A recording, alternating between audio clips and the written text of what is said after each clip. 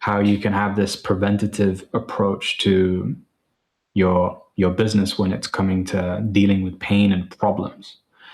And the exact same thing that we've just looked at with that model where we've got the deficiency and the toxicity, you can literally apply that to business as well. So if we have one central problem in your business, which would just be looking at your business as if it's an actual living organism as well. It's an extension of you. It's a living being that's either growing or dying. And when you look at the central problem of a business, it's going to be something like maybe business malfunction, you could call it, something like that. Now, when you're splitting it up into two potential pathways that need to be addressed, it's either going to be, again, a deficiency, some sort of deficiency, or it's going to be a toxicity. That makes sense? Yes. Yeah. So the thing is that if you know that it's only one of those two things, then you can literally be asking that question, like, which one is it for myself? Is it that I'm not doing enough of the things that need to be done? Like I'm not actually putting in to the business what it requires in order to generate results? Am I not giving the attention and space that it requires in order to move forwards? Or is it that I've actually put too much in to the business and some of this needs to be removed? Now, when you're first getting started out, within business specifically, what I would say is like, chances are, especially if it's the right model, it's not going to be a case that you're putting in not enough stuff. It's definitely going to be more so that you've just not given it the attention that it requires. You've not put in the time, you're not putting in the effort, you're not doing the actions. That's the most likely case. But once you start building up momentum and the ball starts rolling, it's interesting because there then becomes this shift where now it's less about adding things in, but actually getting good at being able to remove whatever is the aspects that you're either putting in consistently or are already in there that just have to be removed. It's now about looking at what's toxifying my business.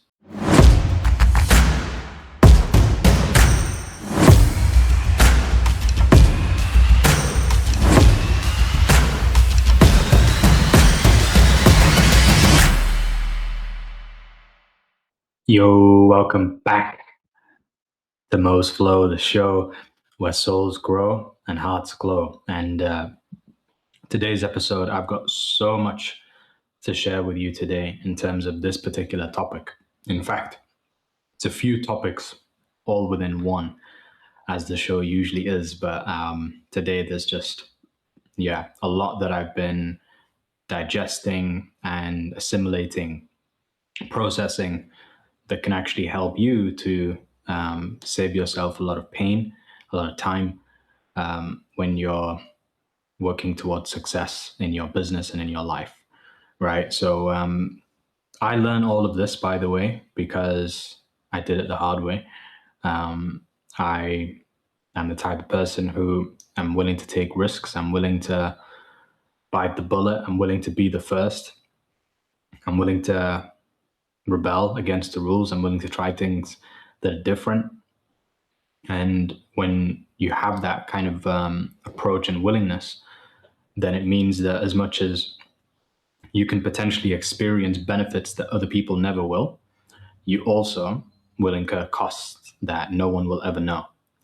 And with that comes wisdom that no one will ever be able to truly have within themselves internally, but it'll also be knowledge from the external. So this is going to be some some powerful knowledge that you're going to be gaining here today. And where I want to start with this is, I guess, just taking you down a little bit of a road to what the journey of my business growth was really like, going all the way from starting out not knowing how to use Companies House, not knowing how to send invoices, not knowing how to pay people, not knowing how to set up a business bank account, not knowing all these things, to then within 6 months building a 6-figure business and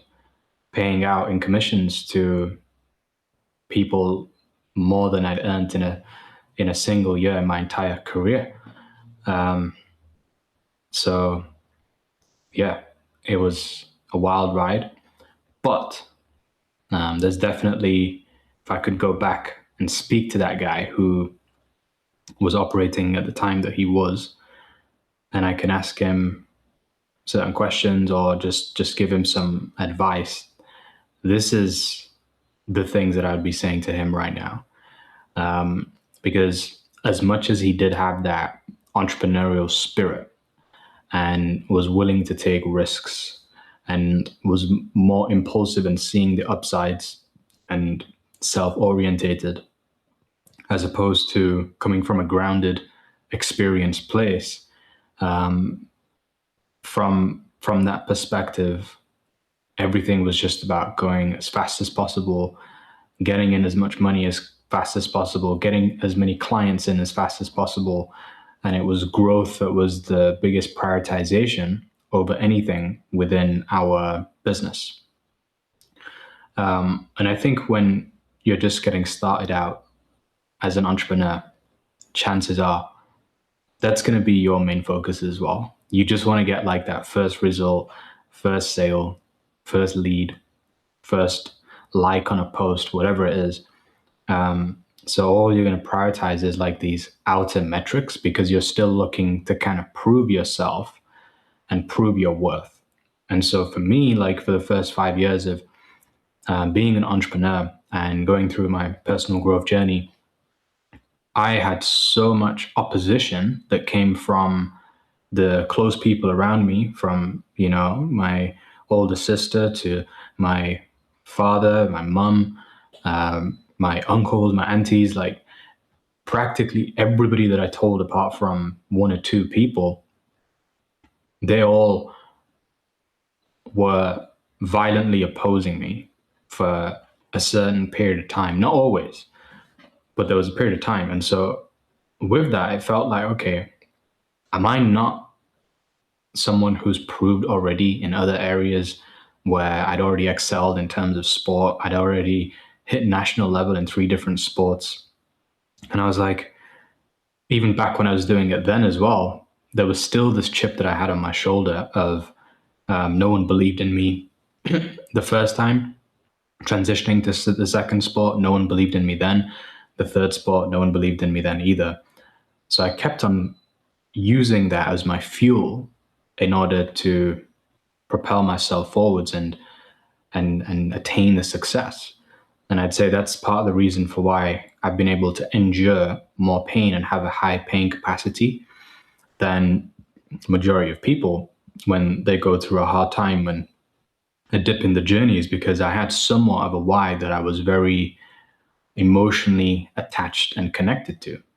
The only problem with that, and you may experience this too, is that if your why is something that comes from lack and scarcity, and you're trying to,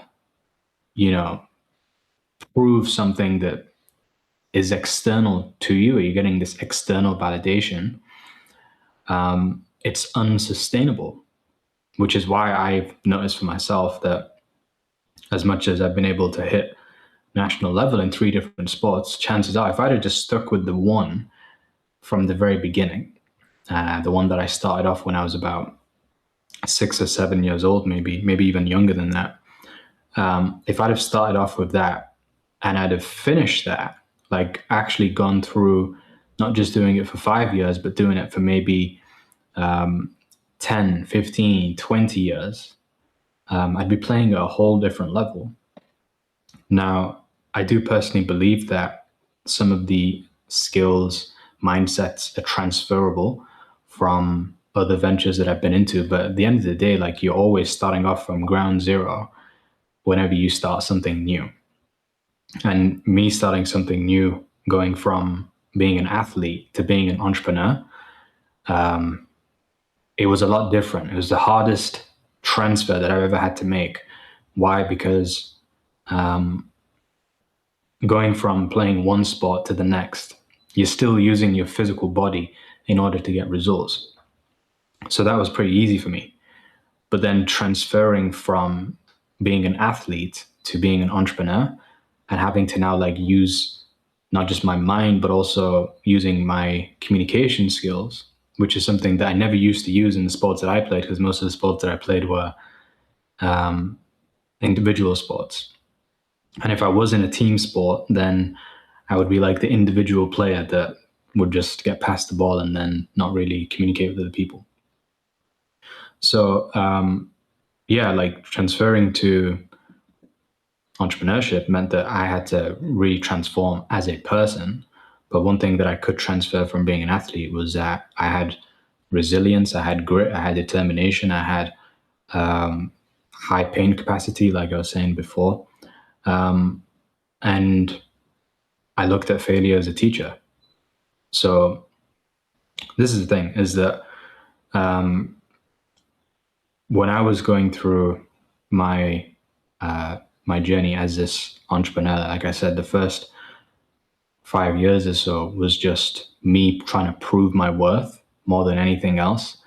But if I didn't have that attachment and I just knew with certainty and conviction and experience, I knew what my worth really was, and I wasn't coming at it from this like I'm trying to prove everybody wrong kind of attitude, then I wouldn't have felt as if there was this constant need to have a gap and a need to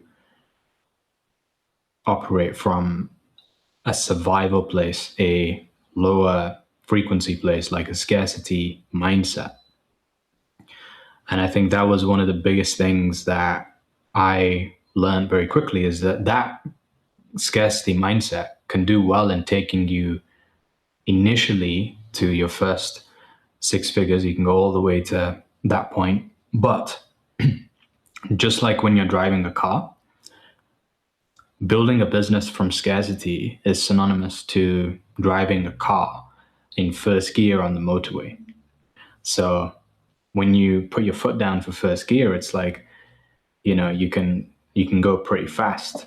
Initially, you can accelerate quickly, which is why I can be fast out the gates. But then you start to put strain on the car,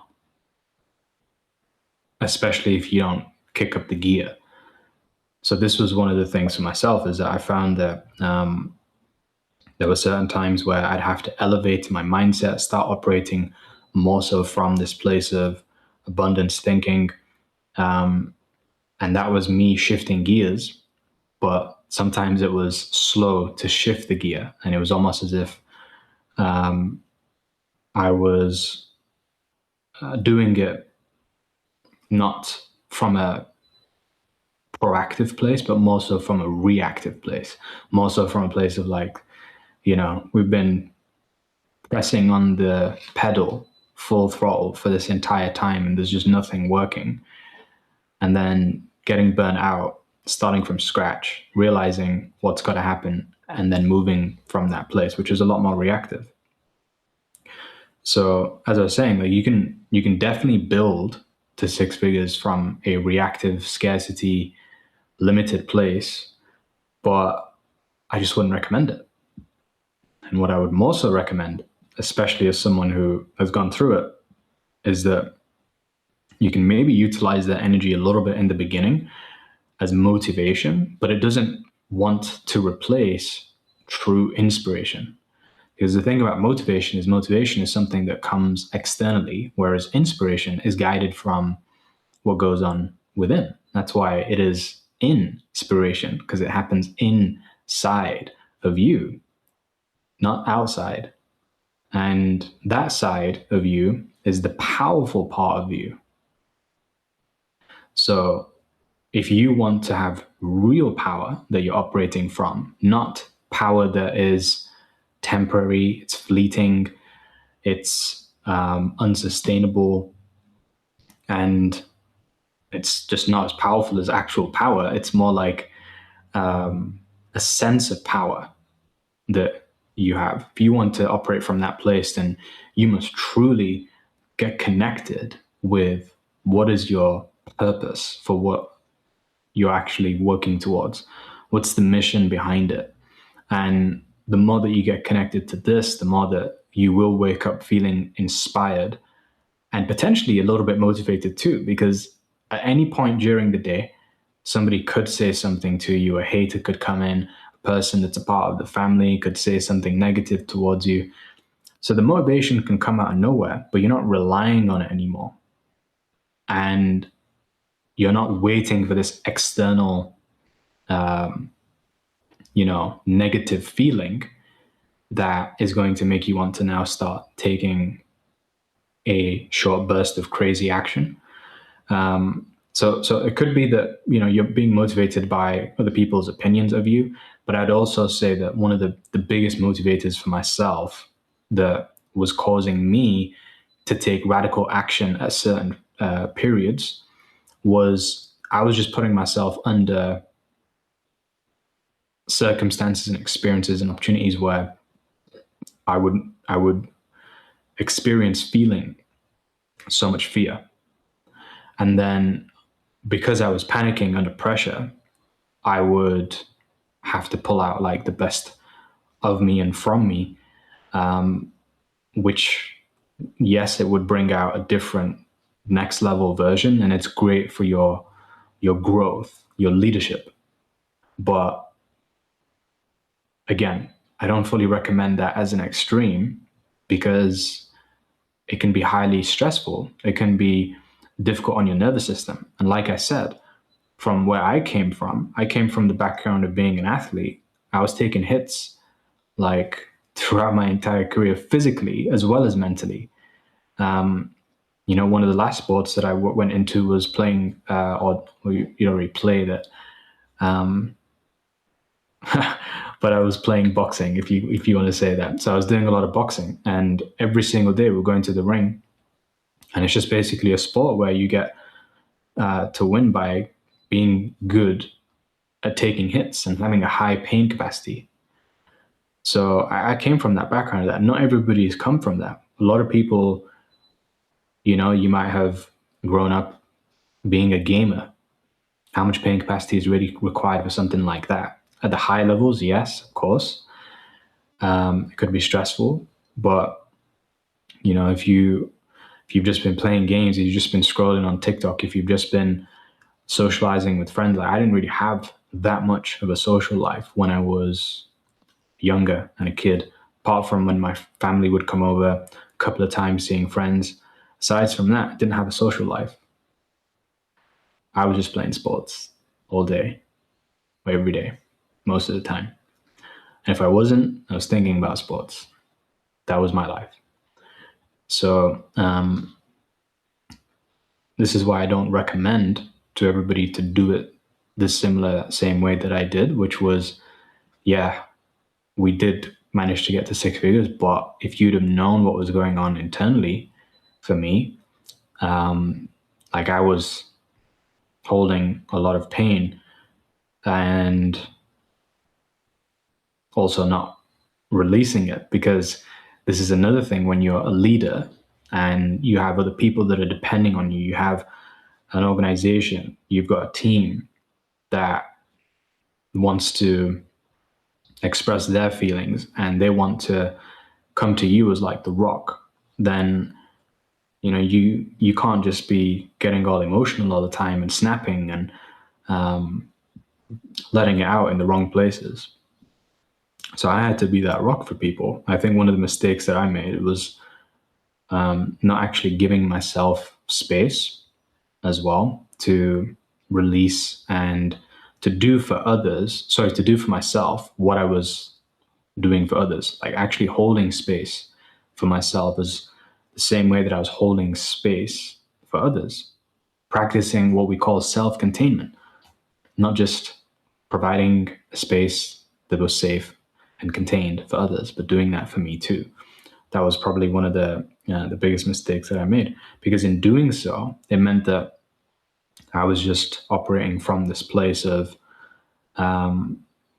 you know, experiencing lots of pressure, scarcity thinking, fear, feeling highly motivated from time to time, but not necessarily sustained inspiration. And having that poise, having the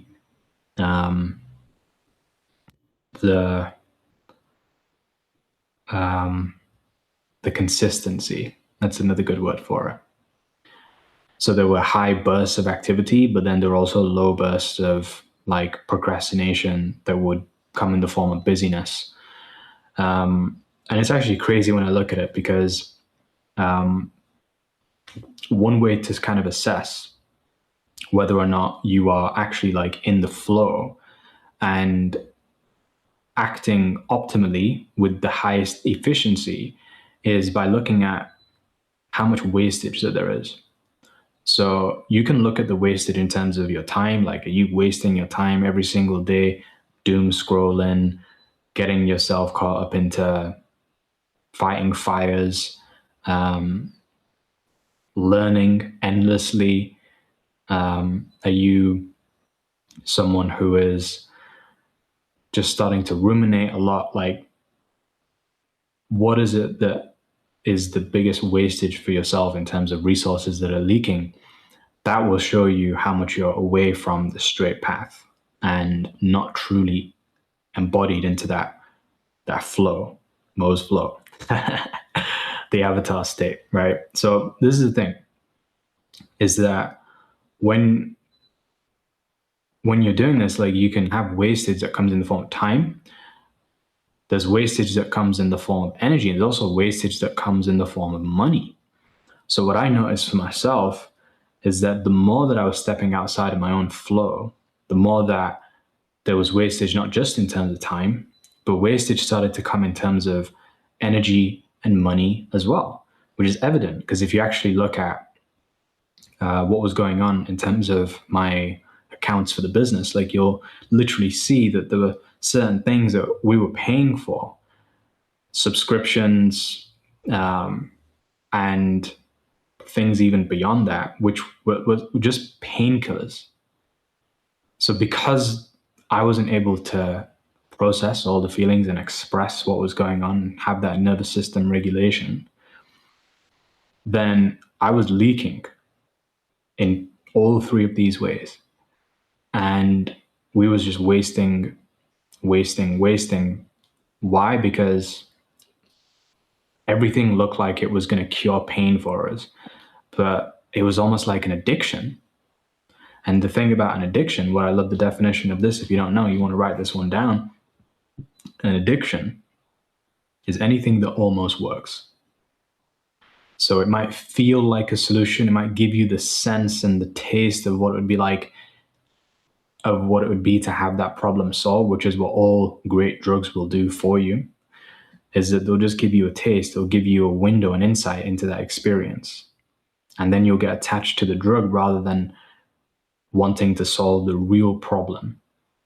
It's the exact same thing that was happening for me in my own business. I was addicted to the painkillers. So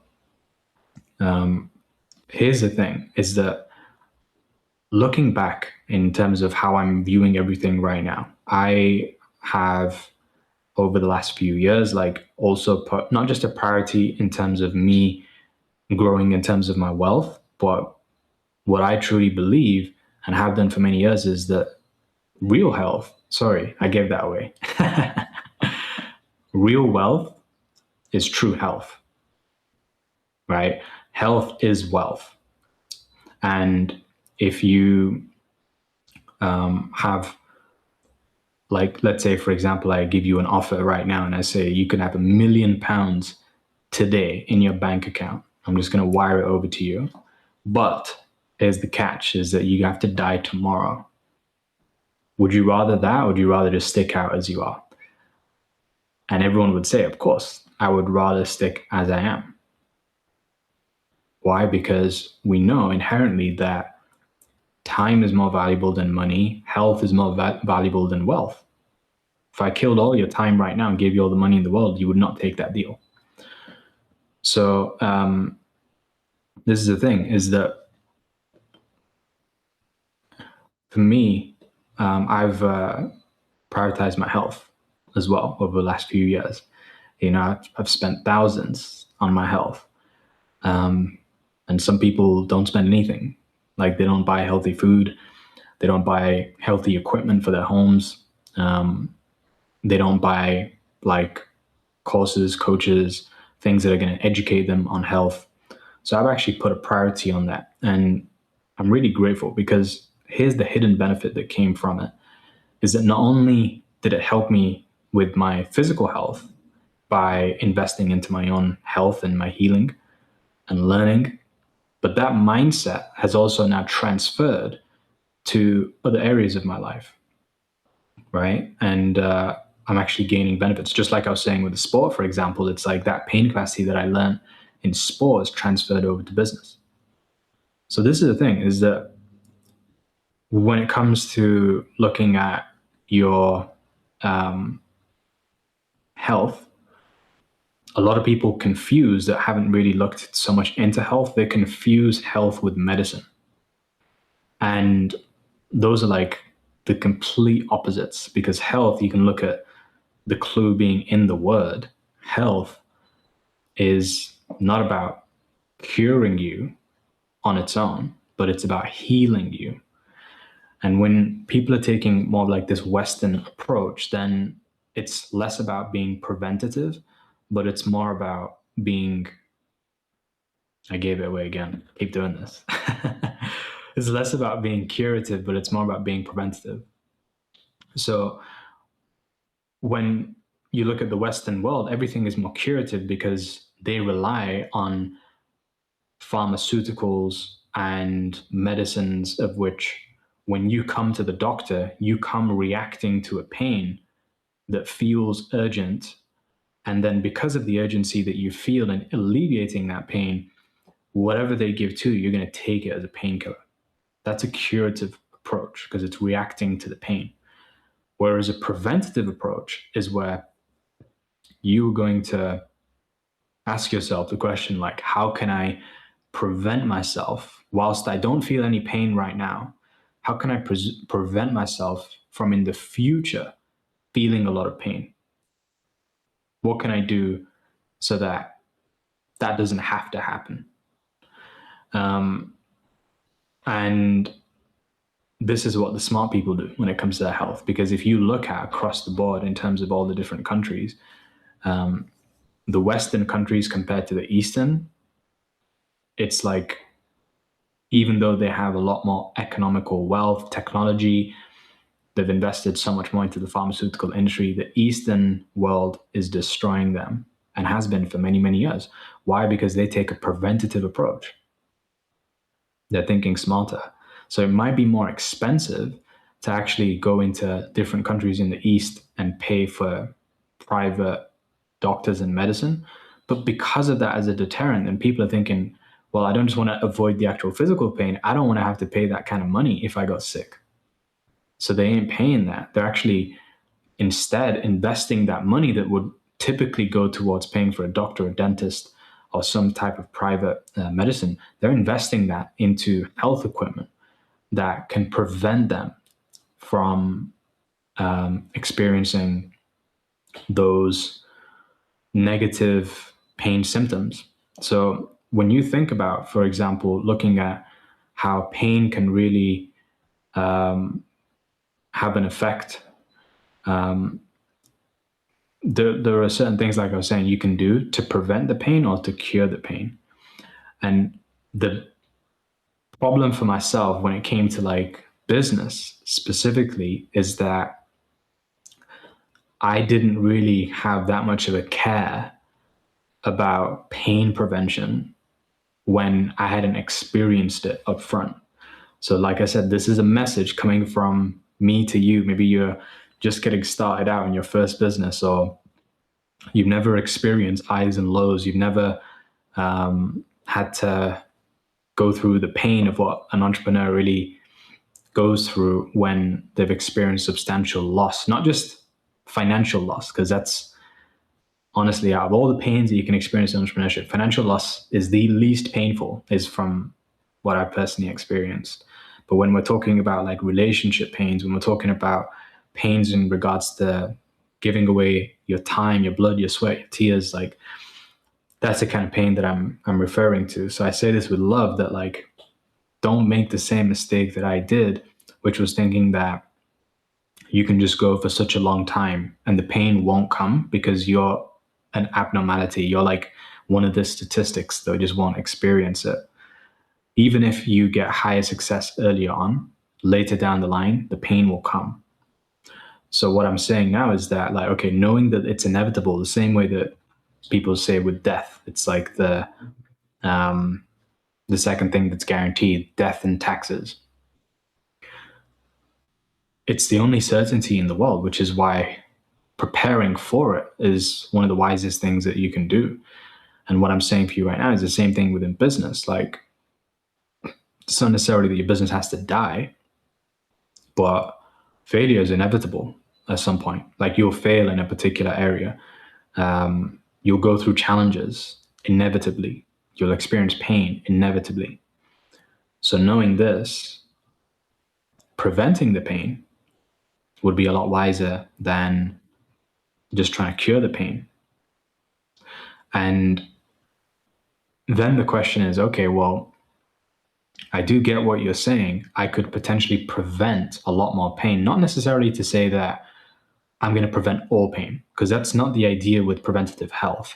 It's not to say that you'll never get sick, you'll never experience decline in terms of your physical, mental performance, you'll never age, like you'll just stay young forever. That's not what preventative health is about. Like, it's getting better and better, but it's more about reducing the amount of pain that you can be experiencing over the longest duration and extending the lifespan. That's what the prevention is about. So applying that to business too, it's like, yeah, you could take the preventative measures and then say that, but I still experience pain. Well, that doesn't mean that you did the wrong things in making preventions. It just means that maybe you save yourself from a lot more pain that you could have experienced. And I actually think that for me in my journey, it's like I was being kind of hard on myself, saying that I had this mindset, which was a curative mindset in totality and extreme. But I've actually seen people go through a lot more pain in a shorter space of time, achieve less, and they experienced it completely different from me. So I'm not saying that I didn't take any preventative measures whatsoever, but I was just a lot more ignorant. And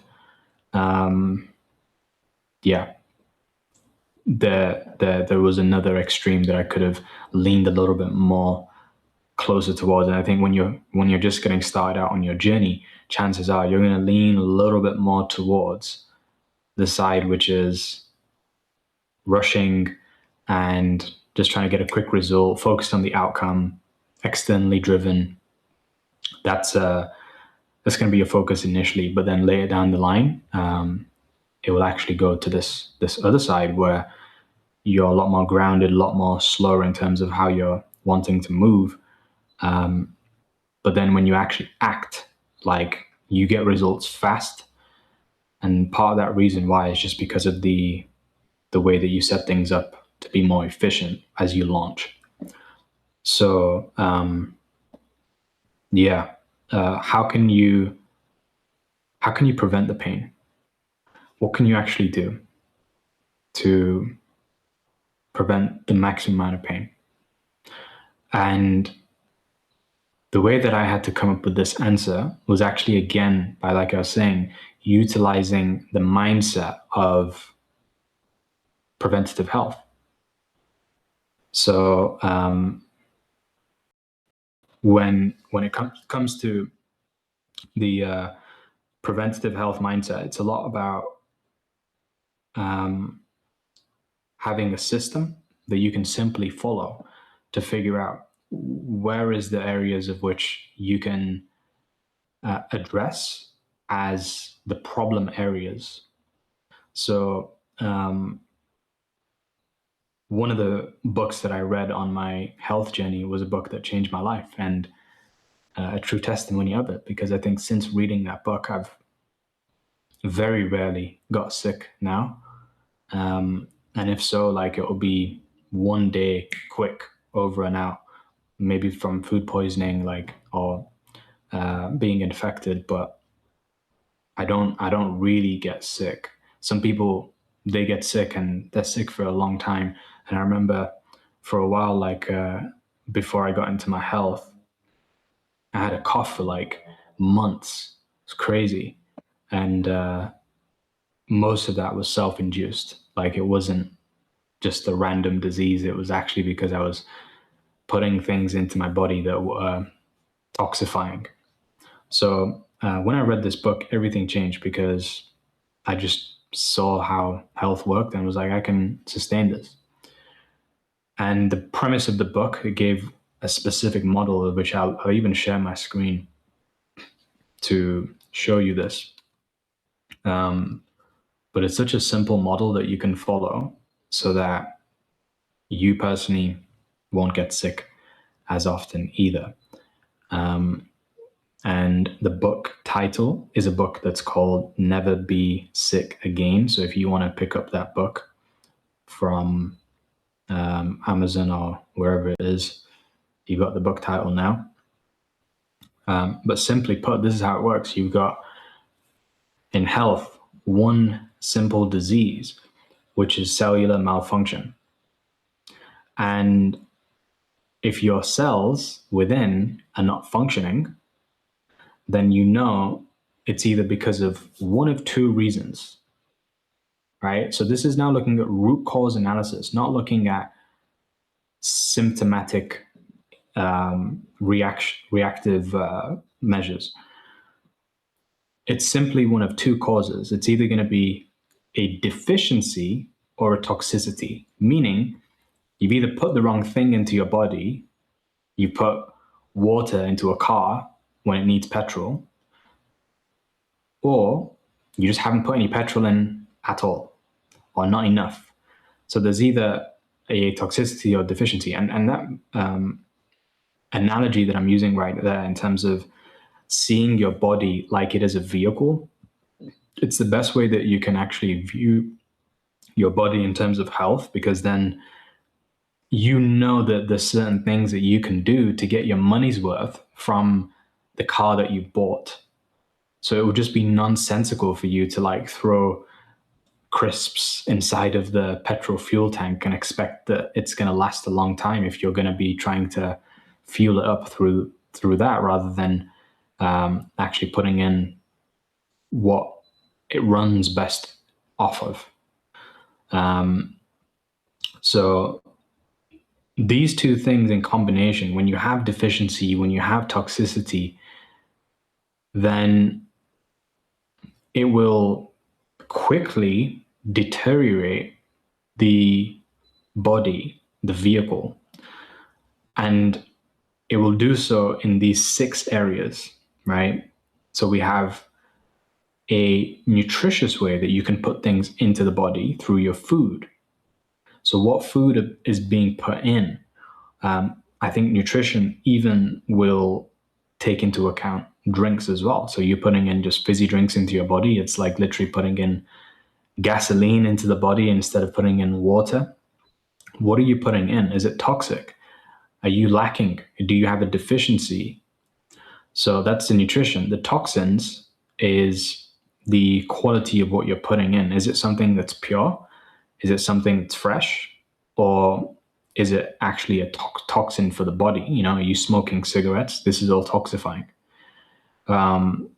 Psychological, like you can see now, psychological warfare is like so prevalent every single day. People are being attacked. Their brains are being hijacked. Attention is being hijacked, and they've got no idea. They know that they're going to go to war, but they're just not bothered about losing the battle every single day. So they'll wake up, open up their phone, and they'll just start scrolling, doom scrolling. That's psychological warfare, especially when, it's you feeding your brain things that are toxic, right? Or just overfeeding yourself. So there's the psychological, there's the physical. What are you doing in terms of exercise? Like, are you actually giving your body the endorphins that it needs? Are you taking your car for a spin and getting it to work the engine? The genetic aspect, this is actually looking at your DNA and seeing, okay, well, what's the potential for your health? Or what not just is the potential for your health, but what will work best for your body? You might have a different body. Like, I read a really good book about how it was talking about the benefits of knowing what your ancestors ate, because everyone's ancestors will be slightly different, but knowing that can actually help you to put in the specific foods for your body that will give it optimal health. So what might give my body optimal health might not necessarily give your body optimal health. Then there's the medical. So the medical is looking at, okay, in certain times you might need to have a cure. You might need to be given pharmaceuticals, medicines. But like I was saying, it doesn't want to be that is the main method. It wants to be that's like a last minute thing. And so when that does happen, like, are you getting a lot of radiation exposure? Are you getting side effects? Are you getting things that are within the formula that, may also have toxins or negative detriments towards them? And so essentially what you're doing is you're looking at, from this model, asking yourself basic questions. Okay, is there a dis-ease? Are you feeling as though things have become difficult for your body to function, for your cells to function? And if it isn't easy, then it is now taking you away from ease. That's what dis means, right? Dis means to take away. So is it taking you away from ease? If so, then you experiencing dis-ease. And after that, it's like, okay, it's either going to be because of the fact that you've got some sort of deficiency, that's where the dis-ease is coming from, or it's a toxicity, or it could be both. But it's asking that question. Have you been giving your body what it really requires? Have you been putting in some things into your body that you shouldn't have been putting in? I think it's easiest always to start off with the toxicity. Have you been putting things in that you shouldn't have been putting in? Because usually it's easy to identify. Whereas with the deficiency, it'll gradually build over time. So what I found was, like, with my own health journey, I was definitely putting a lot of toxins in my body. I was addicted to fizzy drinks. I was living in a house where there was smoke in there like 24/7. I was psychologically, looking at things that were just damaging to my mindset, my mental health. So as soon as I removed most of those toxins, immediately I just felt healthier. I felt like, wow, I actually feel so much younger than what it was like before. So that's the model that we're talking about there. And then once you've been able to see the toxins, then you can start looking at the deficiencies. Hey, Idris, how we doing, man? I did not see you there. How long did you, or when did you jump in? Was it just came now? Okay, so you've missed everything, which is all good. There's 45 minutes that you'll be able to catch up on later on after. which will help bring clarity to why I'm sharing this specific message. And he's gone. He's back.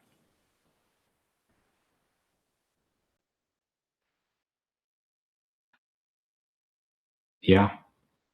Cool. Well, as I was saying, this will become clearer when you watch the rest of the episode. But what I was basically talking about is how, through the way in which I've learned about health and understanding more about my own health journey and preventing diseases from occurring, that's helped me a lot with health. But now it's about transferring that towards business as well, because my mindset from the beginning was a curative mindset. So you're saying you can't hear? I think that's just you, because the sound's definitely working on my end.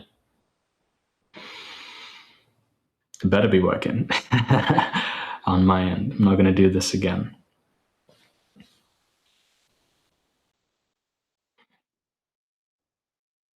Can you hear me now?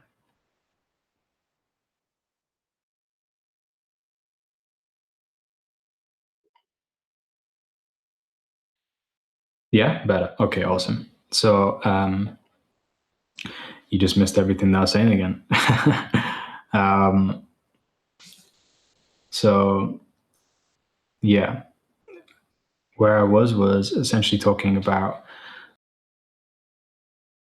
how you can have this preventative approach to your business when it's coming to dealing with pain and problems. And the exact same thing that we've just looked at with that model, where we've got the deficiency and the toxicity, you can literally apply that to business as well. So if we have one central problem in your business, which would just be looking at your business as if it's an actual living organism as well. It's an extension of you. It's a living being that's either growing or dying. And when you look at the central problem of a business, it's going to be something like maybe business malfunction, you could call it, something like that. Now, when you're splitting it up into two potential pathways that need to be addressed, it's either going to be, again, a deficiency, some sort of deficiency, or it's going to be a toxicity. That makes sense? Yes. Yeah. So the thing is that if you know that it's only one of those two things, then you can literally be asking that question, like, which one is it for myself? Is it that I'm not doing enough of the things that need to be done?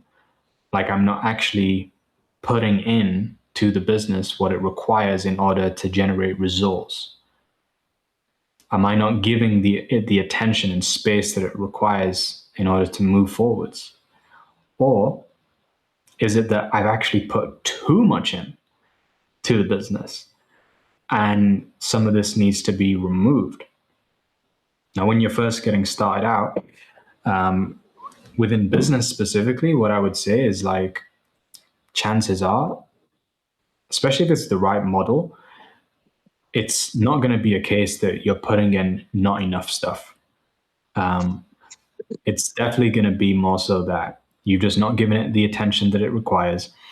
You've not put in the time, you're not putting in the effort, you're not doing the actions. That's the most likely case. But once you start building up momentum and the ball starts rolling, it's interesting because there then becomes this shift where now it's less about adding things in, but actually getting good at being able to remove whatever is the aspects that you're either putting in consistently or are already in there that just have to be removed. It's now about looking at what's toxifying my business. Yeah.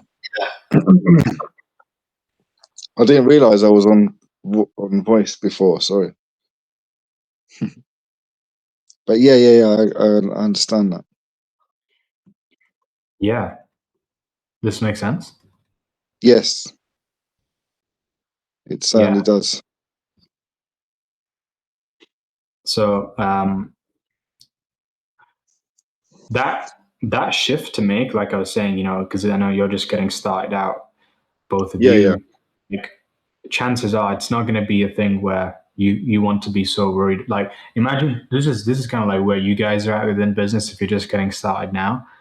It's like you're someone who is almost anorexic. Right, and you're so skinny, you've got nothing on you, and you're worried about like eating a cake because it's got sugar in it. Like you don't got to worry about those calories when you've got nothing coming in. All you've got to worry about is getting back to Create. base. Oh, Yeah. yeah. Well, no, not me personally. That's sorry. Yeah, me personally. Yeah, I'd say Yasmin is a bit ahead on that. She's kind of on the first course going. Yeah. But even for both of you, like I'd still say you're like babies in business. Yeah. Yasmin uh, Um, is a little bit ahead. Like maybe she's starting to crawl, um, and there's movement there. You can see there's movement, but yes. in the grand scheme of things, before And she's like got. start walking, running, jumping, speaking, and eventually getting married and having your own kids, like you're both still early days. Yeah. I know that. Yes.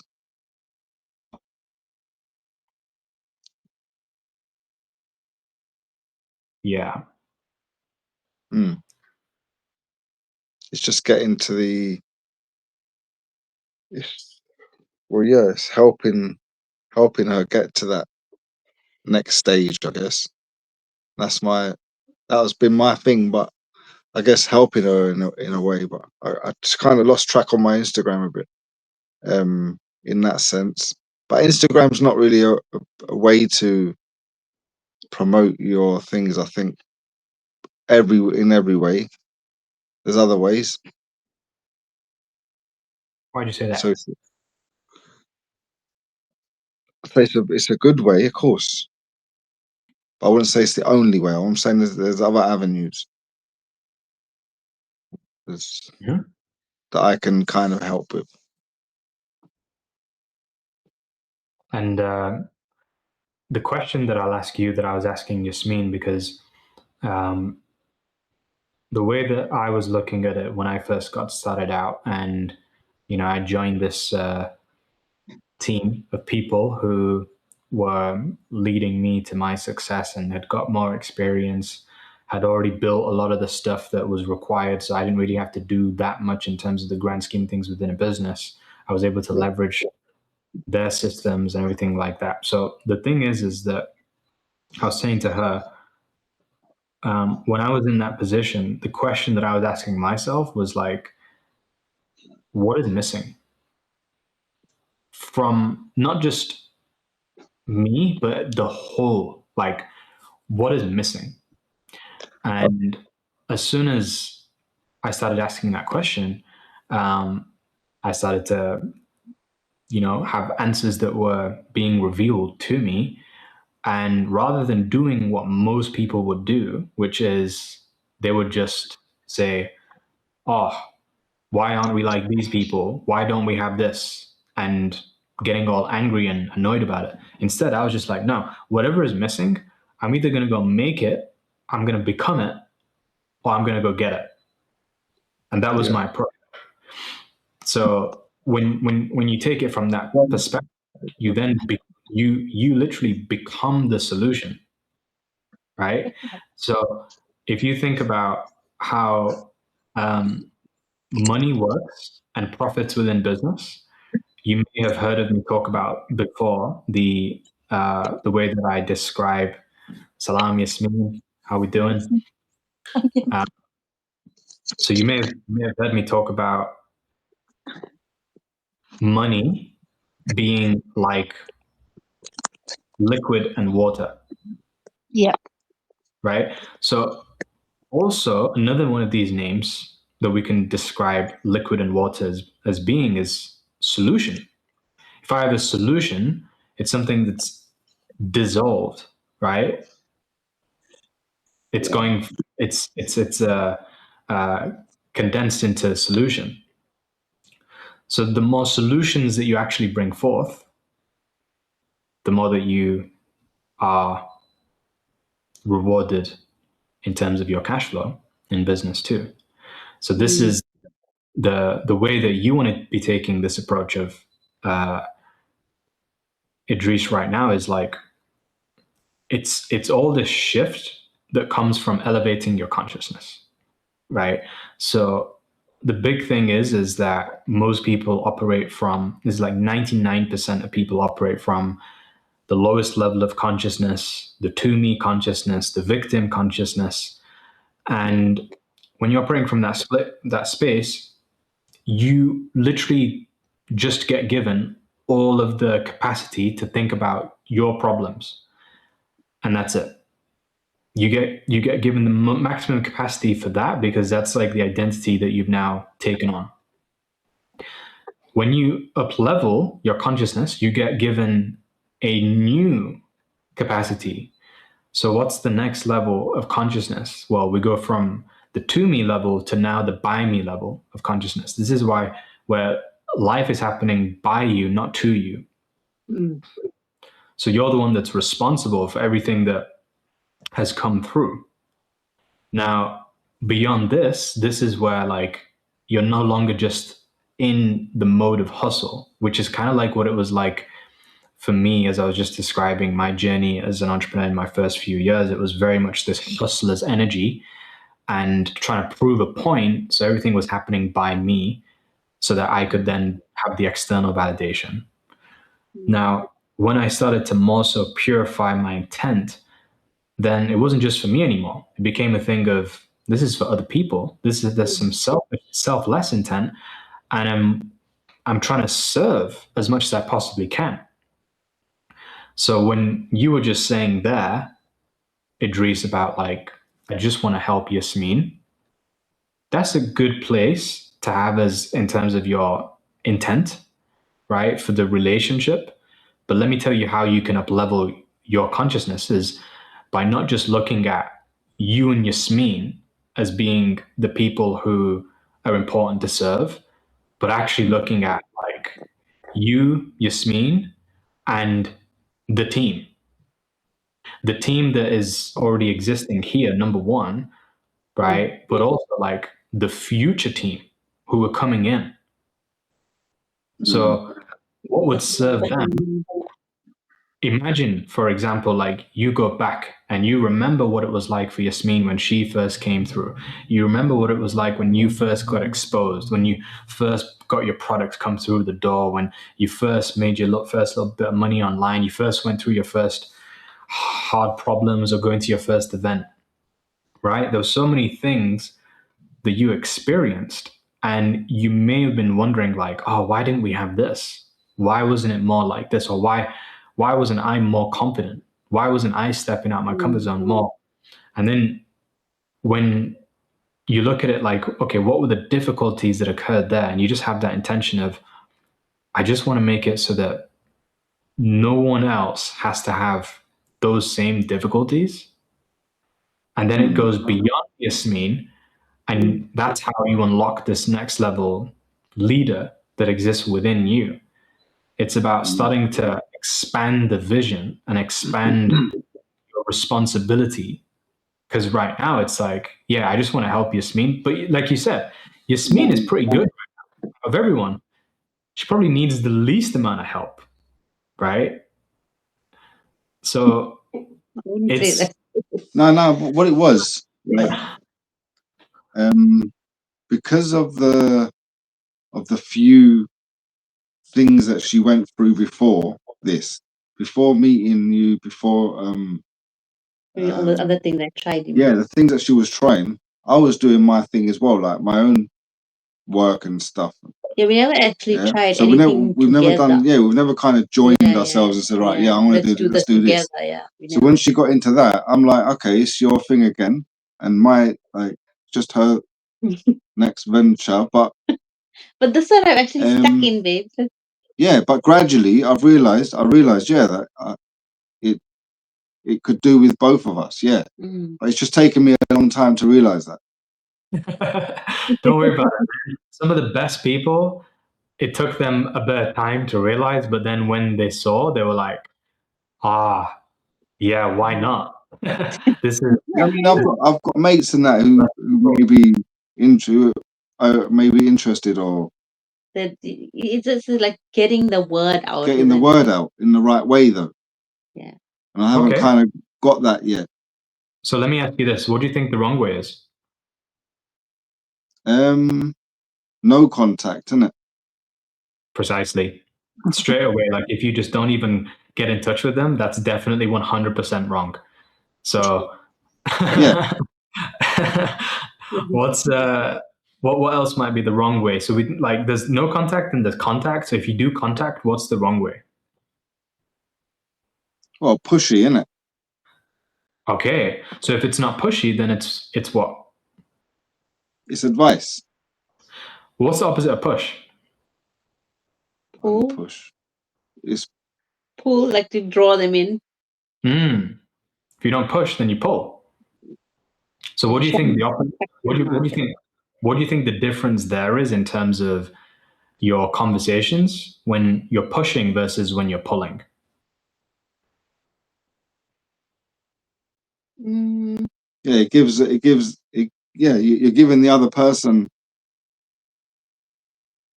you're giving them options. Like Okay. they've got options to go down, Solution. avenues, solutions. You're giving them Yeah. something to come to. But if I'm pushing you, could I not give you options there as well?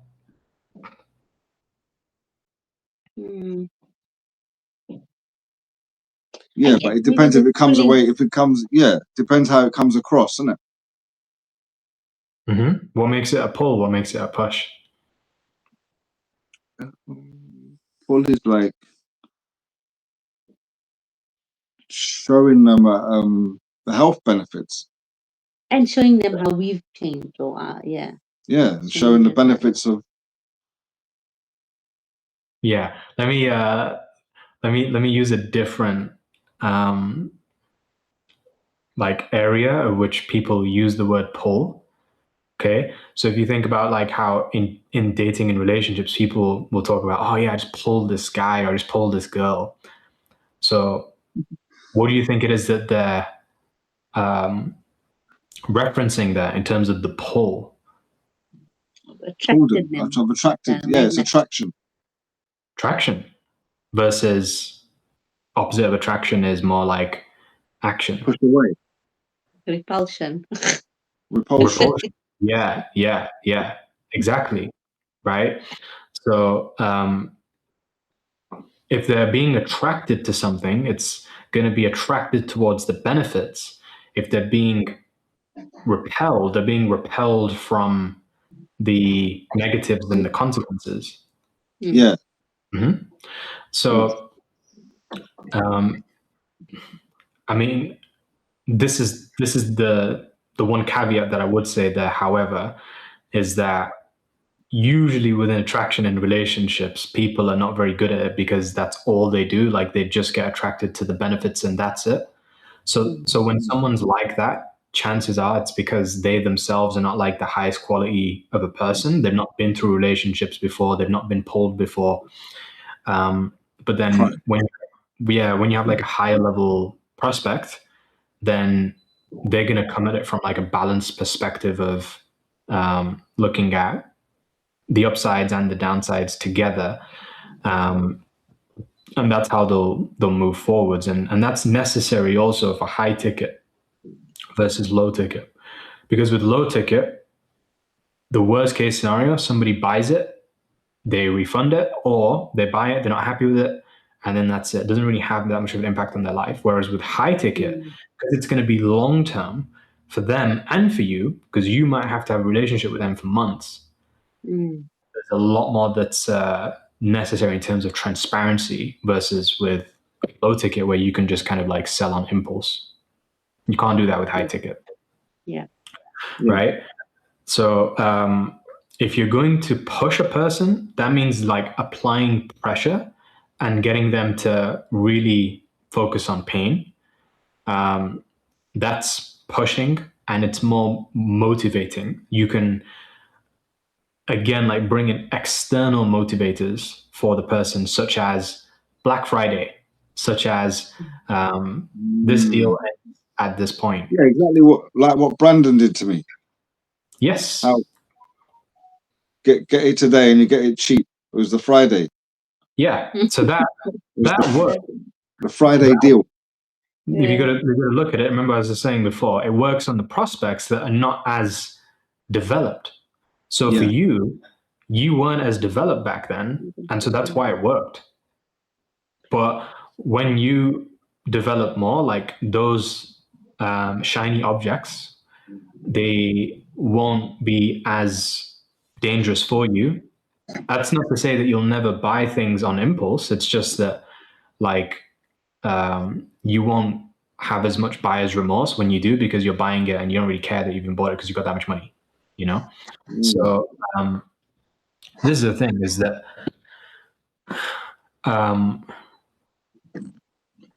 the way that you can speak to people, as you were saying, like you can push, which is to apply all of that external motivation, pressure, and focusing on taking them away from pain as opposed to getting them closer towards pleasure. So when you're pulling a person, you think about it, that experience is like takes them to a pleasure. When you're pulling a person, then the best pullers will actually rely on the internal motivations that exist within a person. Yeah. So it's about like throwing. Yeah, it's less about throwing things at them, but it's actually more about drawing out the inner motivations that exist within the person. So what do you think the biggest difference would be in a conversation with a person if you are like throwing things at them to cause them to be motivated externally versus drawing inspiration out from them? What would you be doing different?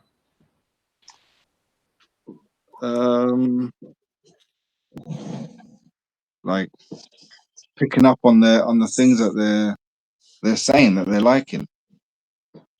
Okay, so how could you even paying attention? Yeah, but like, how could you even get them to say something? So I need to put the volume up. Sorry, 1 second. Yeah, can you hear me? My phone needs charging. Yeah, what were you saying? Sorry, what was the question? My question is, we've got the two differences between push and pull. Push is going to be about external motivation. Pull is going to be about drawing out inspiration from the person. Yeah. So what would be the difference in terms of how you would communicate?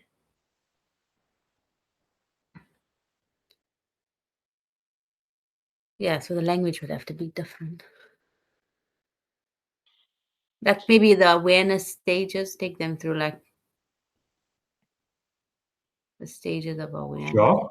So I could take a person through the stages of awareness and use external motivation. Mm-hmm. But I can also take somebody through those stages of awareness using inspiration and drawing out a lot of the insights from them. So what can I do to draw out information from another person? Talk, innit? Like Listen. Listen would be good. Yeah. So what is listening? Ask the right questions. Ask the right questions. Questions are great. Why are questions good? It gets a person thinking. Mm. And it's they're leading themselves towards the answer instead of you telling them. Yeah, but what do you feel like the biggest benefit is of that? Listening. I could give you the answers right now, but what do you feel like is the benefit of you Asking questions. you saying the answers after I give you a question versus me just giving you the answers on the plate? Like, what do you think the benefit is? So that it's like not it's something that you come to like your own conclusion. So you've said it instead of someone else telling you. Yeah. No? That is what it is. Now the question is, why is that effective? Or what is it effective for is a better question. Trust. Trust? Building trust. And like I guess that's a good one to expand on just before you say what you're going to say, Yasmin. Who do you trust more? Do you trust like yourself. yourself who's saying the answer? Yeah. Or do you That's trust the person yeah. that's giving you the information? If you said it, then it's like, you know, you're the one who is the most credible person around what it is that you want Yeah. Yeah. and around you. So if I'm telling them about themselves, the only time that I'll tell another person about themselves is when it's information that they've given me about them. Yeah. So, yeah, like you were gonna say, Yasmin? I think I was gonna say something to that effect, to be honest. Like making them become aware of their own situation in their own words by just asking the right question. Is that the same It thing? provides awareness, is what you were saying, and they say it in their words. So Mhm. what do you think is the benefit of them saying it in their language and not my language, or your language and not their language? Benefit in They the, trusted him more. They I think you need both. You need your language, obviously. And your the way it's more the way like you put it's it. like they come to this like realization about Yeah. themselves. But in Yeah. actual fact, you're just sort of like asking the right question to get them to that point. That word that you used there about realization, I look at the word realize and I say it a little bit slower, more separated, and it's real eyes. So it's getting them to see with real eyes, seeing the truth, Oh, and yeah. how they get to come to that truth is Yeah. through upgrading their understanding. Lies. Wow. Their real eyes. That's not bad, man. Yeah, that's a good But you one. know what made that land so much more for you just then? MashaAllah. Yeah. It wasn't my words, it was yours. Yes, I came to the same realization. You said the word realize, and I was like, wow, you don't even realize what you just said was so good. And then I actually said what you said better than you said it. And you're like, whoa, I did say it that good, didn't I? I didn't know I said it that good. But you just, you helped me see that I said it that good. And that's what I'm doing with people when I'm doing what we call active listening. So there's passive listening and active listening. When you're communicating, most people are just passive in terms of how they listen, because when a person says something, they'll just like nod and go. Sometimes they won't even nod. They'll just look at them straight face, no engagement. But it's awkward. But if somebody's actively listening, like they're gonna nod, they're gonna feel it, they're like, yeah. When the person's finished speaking, they'll address and acknowledge what's been said. And the best active listeners won't just address and acknowledge what's been said, but they'll make what the other person said sound better than how it actually sounded. Yeah, you're right. That's true. And they think to themselves, wow, I actually said something so good. I just didn't realize it at that Yeah. time. Like what I did now. I've had many of those conversations where I've been in that situation where you're like, yeah. Sounds better when you say it. But it's not like you're not listening. Your mind's just somewhere else. Yeah. So that's another thing about listening, is that listening requires presence. Yes, thank you. Presence. Yeah. Yeah, presence. Mine is everywhere else. Listening That's requires. important. It is important. It's very important. Mhm. So here's the question: like, how can you be more present in conversation? Listen more and be more. Don't get distracted. Don't get distracted. Because being distracted is getting off of the track. Yeah. It's about staying on track, and that's the thing that you were saying about like getting distracted is more like what not to do. Is there anything that you can focus on that will help you to stay on track within a conversation, staying present? Giving it time, giving it the time due, giving it like making time for yourself, making time for that conversation. Okay. Not just like you're in a car or you're just going to rush off or you're going to thing. And if you are, just tell the person, yeah, I'll be back. I'll be back in 10 minutes, or be Where honest. you can give your full attention. Yeah, be somewhere where you can give your full attention. So there's full attention, and then there's non-full attention, which is diverted attention or incomplete attention. That attention, what would make your attention be incomplete? No eye contact. Not making eye contact. Replying after like 6 hours or 7 hours or something, or How would that make your attention no longer whole, no longer complete? You've forgotten what we're talking about. yeah, But the urgency is not there. Depends. Yeah. No, if it's the first, that doesn't matter really. But yeah, be prompt with replies, but be honest. Be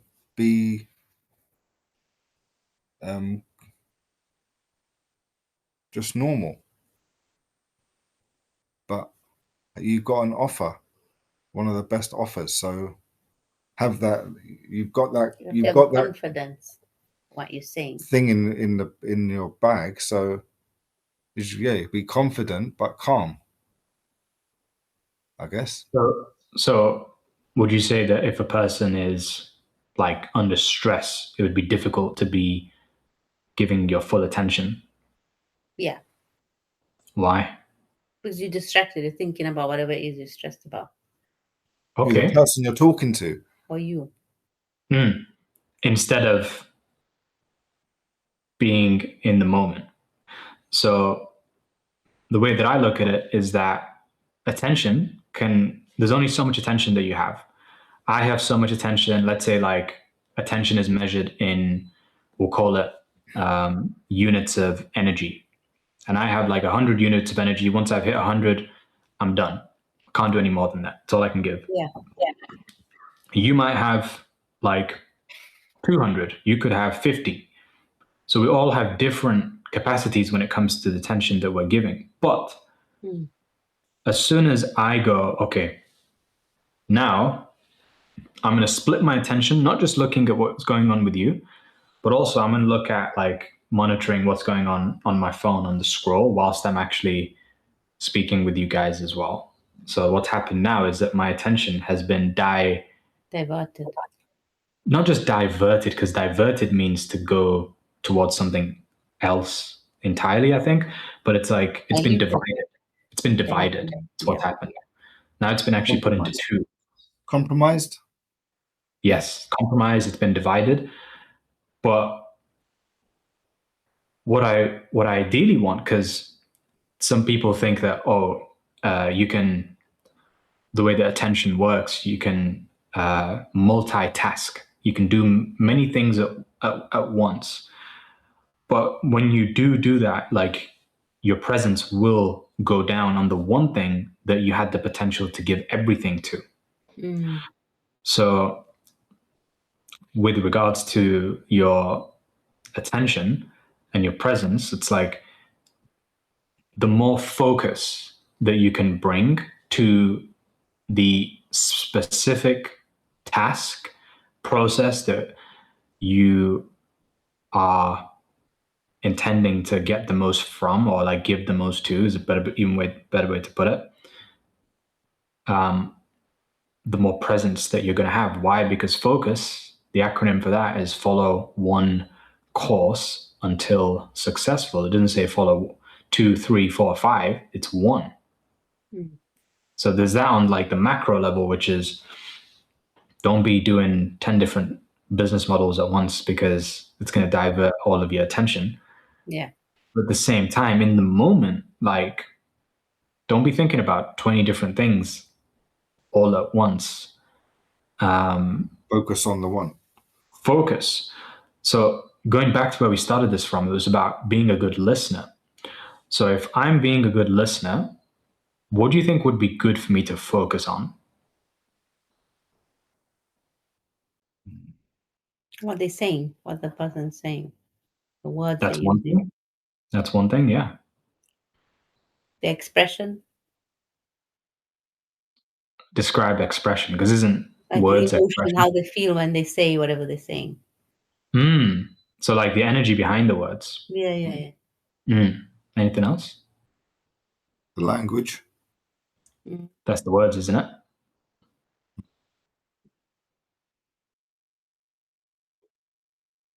The cause. The cause. The cause behind what they're saying. Like where it's coming from. Yeah. Yeah. Yeah. Anything else? What about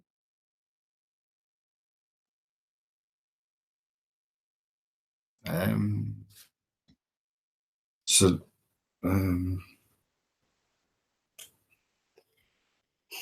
potential solutions. no?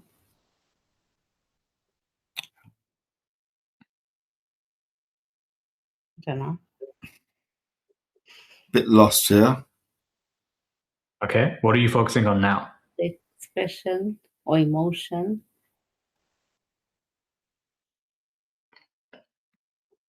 Body language. Body language. That's a good one. Yeah, I forgot about that. Where are they from? Location? I think you could maybe like. Does that not play a part? You can do that like maybe when you first meet someone, but in an engaged conversation, that would be the only one of these that wouldn't be sustained. Like you can focus on body language at any point during a conversation. You can focus on words at any point throughout the conversation, but where they're from, once you've got it, like you probably don't want to focus on that because you already got it. I'm not really sure, to be honest. What are we missing now? I'm not sure. Same thing when you're having a conversation. Solution? So let me ask you this now. What are you focusing on right now? Just in general, what are you focusing on?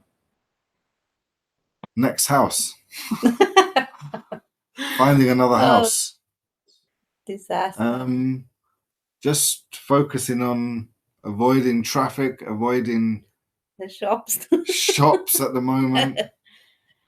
That we avoid. Avoiding catching a cold. Avoiding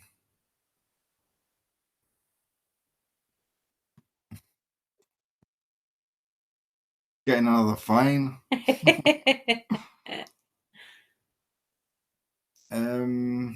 You know what's interesting about all those answers?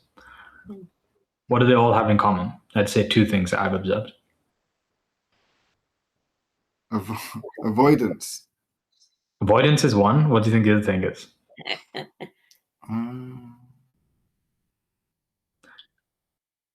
Oh, negative? No.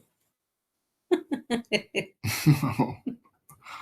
Not entirely. It's just it's just what you're focusing on. Like The Like immediate, immediate, yeah. I was just short term, like now.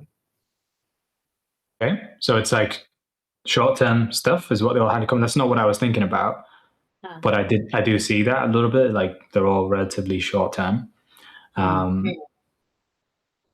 What I was personally observing there is that all of them were about selfish things. Mhm. Which is, it's fine, but it all goes back to the original thing that I was saying initially, which was about transferring, Why- yeah, and having that selfless intent. So that works very well also within the connections and conversations that you're having. Because if you go into a conversation, you have selfish intent, oh, it ain't gonna work. Listening to anything, yeah. You only just gonna be listening to anything that's going in your head. You'll be focusing on your words, your body language. You're focusing on the way that you feel, but it's never going to be about the other person. Right. So whenever I'm in a conversation with another human being, I'm actually just able to rest. Like it's something that's just so unconscious with how good I am at doing it right now because I've done it for years and practicing it. But as soon as I get into a conversation, I just take my attention and I rest it on the other person. Yeah. That's it. My attention is rested on them. But most people, what they're doing is their attention is rested only on themselves most of the time. I think it's that silence. I think that's something that just comes with experience, to be honest. It's not something you can learn about. You have to consciously think about it when you every time you're in a conversation. I need to like stop doing what I'm doing now. Stop thinking about myself. Stick to whoever is you. But it has to be like a conscious effort until it becomes an unconscious. See, Yeah, everything is. Go on. No, so everything usually is like a going from unconscious to conscious and then unconscious competence again. Mm. And one of the things I was describing earlier on, just before you guys came on, was about how certain skills I have developed or that I'm good at within business and entrepreneurship right now have actually come from skills that I took and transferred from sports and other areas. So like as soon as I was thinking about, how it's come naturally to me and being able to focus on the other person rather than just focusing on myself, I didn't learn this first within business entrepreneurship. I actually learned it playing sports because when I would play like these racket sports, especially when you're first getting started, like you go through a phase of just focusing on everything about like looking good, having the right technique, not messing up, getting the ball over the net. But then once you know you can just do that without thinking, the same way that once you know you can say words without thinking, then it starts to come to a place where it becomes a lot more strategic, becoming about how can I conserve the maximum amount of energy, have the most efficiency. And so your attention gets to be rested on the person on the other side of the court or on the other side of the ring, as opposed to it just being about you. That allows you to now anticipate.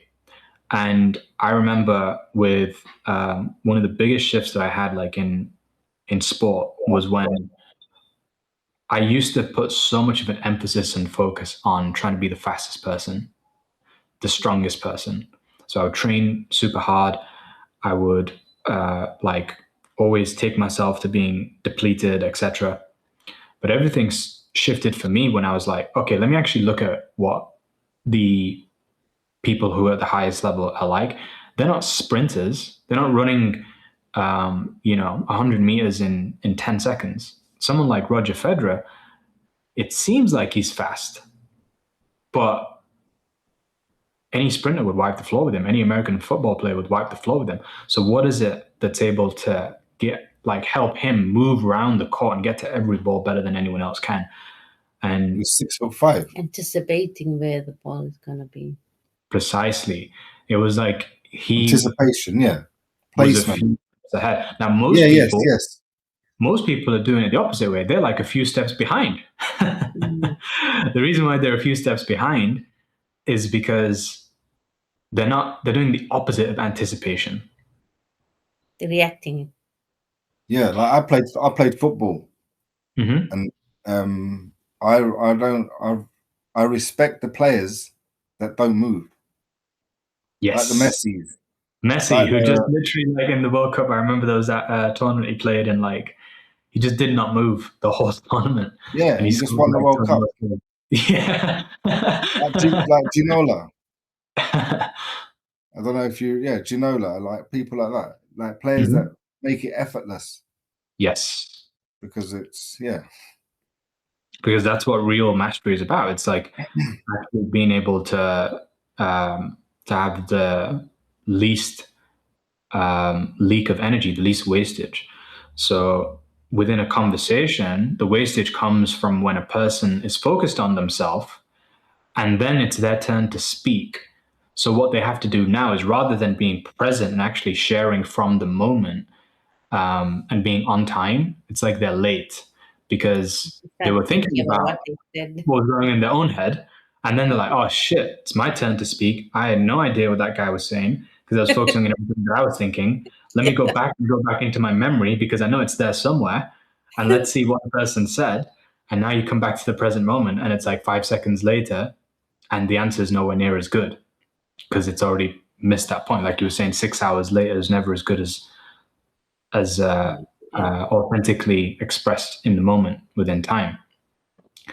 So this is why, like, being present is it's the key. It's the key to the conversations, and how you gain that presence is by being conscious about where you're resting your attention. So another thing that like really helped me with this, and also I've heard like some top salespeople talking about this too, is like before they would ever get into their day or conversation, they would practice resting their attention on different things, like during a meditation. So they would do like a 5 to 10 minute meditation. And sometimes the meditation would say like, rest your attention on the wall behind you, rest your attention on like your feet, rest your attention on space, rest your attention on some of your goals. So you're just practicing like consciously directing your attention towards your intention. And some people have a lack of congruence between those two things. They might have an intention, but their attention doesn't follow their intention because they don't have that capability to put them into alignment. Interesting. So like your intention is to help the person, but you just can't stop focusing on yourself. So your attention is on you. When So your intention might not be the problem. To be on Exactly. It might not be that the intention is that you're truly selfish. It might just be that your attention has been so habitually caught up in you and your life that now it's just a bad habit. Yep. I don't think maybe I do, but I don't think Yasmin's a bit like I tell you, when I do it, it's like if I'm busy doing something, like if I'm cooking or something, and Yusha jabbering on about something, I'm distracted, obviously. I say I'm listening, but I'm not really listening. And then he asks me something. I'm like, sorry, what was it again? So I do that sometimes, but for the most part, I try to pay attention because I know there's going to be a question somewhere in there, so I'm going to have to answer something. Yes. So this is the thing, is that everybody at points will not be perfect within this. I'm one of the worst people around this. Like my mum and like I remember when I was working with people like Anthony, like they would always tell me like, are you there? Are you like, because I'd sometimes be completely gone. But I think a big reason as to why they would feel it so much is because when I am giving them my attention, it's focused. They know it because they're like the most important person in the room and the most important thing, right? So I think, again, like when you're thinking about presence. Presence will go towards importance, or not necessarily presence will, because I personally believe that, really we're always present. It's just maybe we're not present with the activity, the person that we intend to be with. Yeah.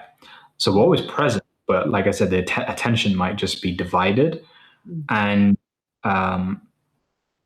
like when I'm really intending to be present with a person, I'm literally giving my full attention because I make them important and I make their goals important. So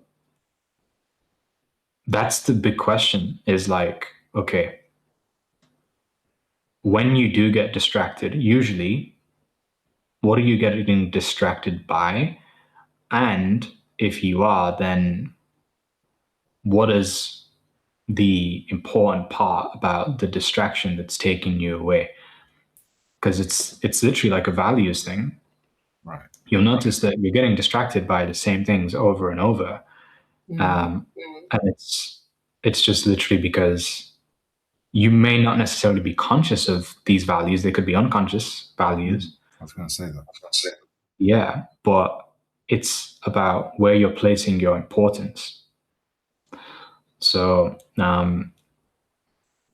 It's the values. If someone's talking and it's not on your interest, it's not on your radar, it's not on your, like, you don't think about this thing, or you're uneasy, feel uneasy about it, or you. So this is the thing, right? Because like there's no way that every person that I speak to ever is going to have the same values that I will hold. They'll find some things else different. They'll be passionate about other things. So whenever they're speaking, they're going to talk about whatever it is that they want to talk about.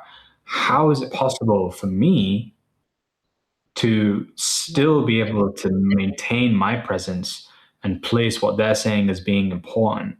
How can I still do that whilst I literally could not care about the thing that they're showing so much care towards? Stay neutral, isn't it? As possible. Still listen, still give them that judge. time. Yeah, don't judge. Just okay. Non-judgment, neutrality, anything else? But there's a limit. There is a kind of limit where, okay, the person may not be on any kind of level that you're on. They've hit every single level, and you're like, okay, no, and that's it. You have to. There is a cut-off point, I think, with conversations. Okay. That's fine. So there's a point where you can end the conversation because you realize that it's going nowhere. There is nowhere conversations, isn't it? There's no alignment. It's going nowhere, and like it's not the best. Not benefiting you, either one of you. Time wasting. It's just. But how do you recognize that? That's a good question. I am one of the worst people with this. I will, because I'm so good with listening. People love having conversations with me, and they won't be the ones to say goodbye. So yeah, exactly. So you've learned that art. But then you stuck having like conversations like hours and hours, and like, I don't know how to tell this, but I think I would be like that. Yeah, you've learned like that I art. would want to stop at some point, but I feel bad to say it. So sorry, I need so to for me, it's not all about feeling bad. That's not what it is for me. For me, my problem is that like when I'm in a conversation, my first intention is to make this like the best conversation for me and for that person that week. And then like what I start to find is that for most people, after a few minutes, like 10, 15 minutes of speaking with me, they open up, they start sharing. And then I just like actually get attached to the outcome of seeing a breakthrough from them in that conversation. and I start challenging myself of being like, I can get it done in like 20 minutes. I can do this quick. So it becomes this thing where I become a little bit obsessed in growth. It's that aspect for me when I'm in conversations longer than I should be. It's not, oh, I don't want to say goodbye to make this person feel upset. I can easily do that. It's more like You're actually enjoying it. And sometimes not even enjoying it. Sometimes I'm just like, yeah, I'm not going to let this person win. Yeah. It's like me against their ego, and I'm like, I'm going to beat you. I get competitive, but so that's got to come within. That's something within you, isn't it? Yeah, that's like a thing where by setting more boundaries, then, and this is something that I've really like, I've applied and it's worked well, but then I don't do it enough in general, which is when you're going to enter into a conversation, the best thing that you can really do for you and the other person is to frame the conversation. And to set the frame means to say like, okay, this call is going to be, or this conversation, I've got the next 30 minutes. So you set a time boundary. You set another boundary as to what's the dynamic going to be. I've got a few questions to ask you. Some are going to be direct, some are going to be a lot more expansive, but I want you to first answer my questions. And then after you've answered my questions, you can ask me some questions. And then at the end of the call, we can come to an agreement where you'll make a decision. And that decision is just going to be literally from you. All I'm looking for is a simple yes or no. If you want them to make a decision by the end, all I'm looking for is for you to take one tiny action, and that's it. Either to keep going forwards or to go and take some action doing something new. That sound fair enough? And people are like, yeah, it does sound fair enough. So now you've set the premise for the conversation. Yeah. And if they go against it, that's where you can do one of two things, which is you can either bring them back to the initial agreement that was made and be like, listen, you're going against this agreement. And then they'll be like, okay, my bad. I know we made that agreement. These are the rules. Or you can be like, if they don't want to play fair, you can do one of two things. Like you can either set new, more fair boundaries. If they start disputing this isn't working, that's fair enough. What I wouldn't do is like abandon your own principles for the sake of another person that's going against what they've agreed to. At that point, I'd be like, listen, I don't think we can have this conversation just because you said before that you were going to do this, and I don't trust you anymore because now you're going against what you said you were going to do. Yeah. So that's when I would actually be looking to get out of a conversation. But if I haven't framed the conversation, it can go anywhere. It can go anywhere and everywhere. and sometimes those are great conversations. Like most of that we have over here, like I don't frame these conversations. I just literally turn on the camera and we start going anywhere and everywhere. But if I especially have like a bunch of conversations that I'm looking to get done in a particular day, and I've only got so much time, and there's outcomes that I'm aiming towards with each of these conversations, then setting boundaries initially would just really help in terms of making sure things are not going here, there, and everywhere. Yeah. That's a preventative and proactive approach rather than a reactive, curative approach. But sometimes it happens where somebody does go off on a tangent. Somebody does like go into different things that just doesn't feel like, oh, this person isn't who I want to be speaking with. And then in that instance, you would do what's called an elegant disqualification. And it's not to Block. like, yeah, it's not to basically like invalidate the relationship, because as soon as you've done that, then any future business that you could do with them, any future relationship has now completely been tarnished. But the second thing is that, let's say, for example, they might not be the best person, they might not necessarily be interested, but you could ask them, like, who do you know that would be more of a suit for something that I'm offering over here? Because it is a genuine, yeah, it's true. Every person, when you think about it, on average, they have a network of 100 to 150 people. So when you generate 100 leads, you're not really generating 100 leads. You're actually generating like 10,000.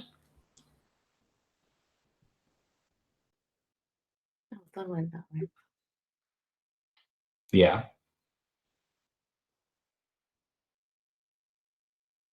Interesting. Most people don't tap into that because they're afraid to ask that question of like, who do you know that's more in alignment? But it's one of the best questions. And even if they don't give you all 100 people, they'll probably give you the 2 to 3 top people that are top of mind in terms of who would genuinely be the best fit out of a group of 100 or 150. Yeah, and if they're genuine, they would tell you. And straight away, you can genuinely say to them, listen, I don't want to waste your time, right? And you sound like a great person, but I'm be honest with you. I just don't think that this is going to be a good fit. But here's the thing, like, I have this amazing opportunity, and if I gave you a little bit of a breakdown on what it is, would you be open to sharing this with potentially someone who you believe might benefit from this? And they'd be like, sure, break it down for me. Awesome. Here's how it works. Boom, boom, boom, boom. By the end of it, they might be like, hang on a second. Why did you say this wasn't a good fit? This is a great fit for me. I want to do this. That's one thing that might happen. But the second thing that might happen is they might just be like, yeah, you know what? Let me go and call these people. That can work pretty well as well when you disqualify someone like that. I've done that before. The ego is hurt now, isn't it? Like, oh no, why did he think I wasn't good enough to do this? I can do this. Yeah, but you can play it 2 ways. So you can either do it from a space of like, I just don't think you're ready yet. That would be hurting the ego. But I think the even better way to do it is by lifting the ego and be like, you know what? You are way too smart and advanced and like academic to do this kind of opportunity. This is more sort of like practical hustlers, that type of thing. Yeah. Yeah, take a look at this. That's a good idea, actually. The art of conversation. That's right. It is an art form more than, well, sales and marketing is a science. That's a fact. Once you know the science, then it becomes a thing which is predictable. But it requires an artist in order to make it work. So what's an artist? Creator. A creator. A curator. He's a designer. He's he. Why is it a he? They. Yeah.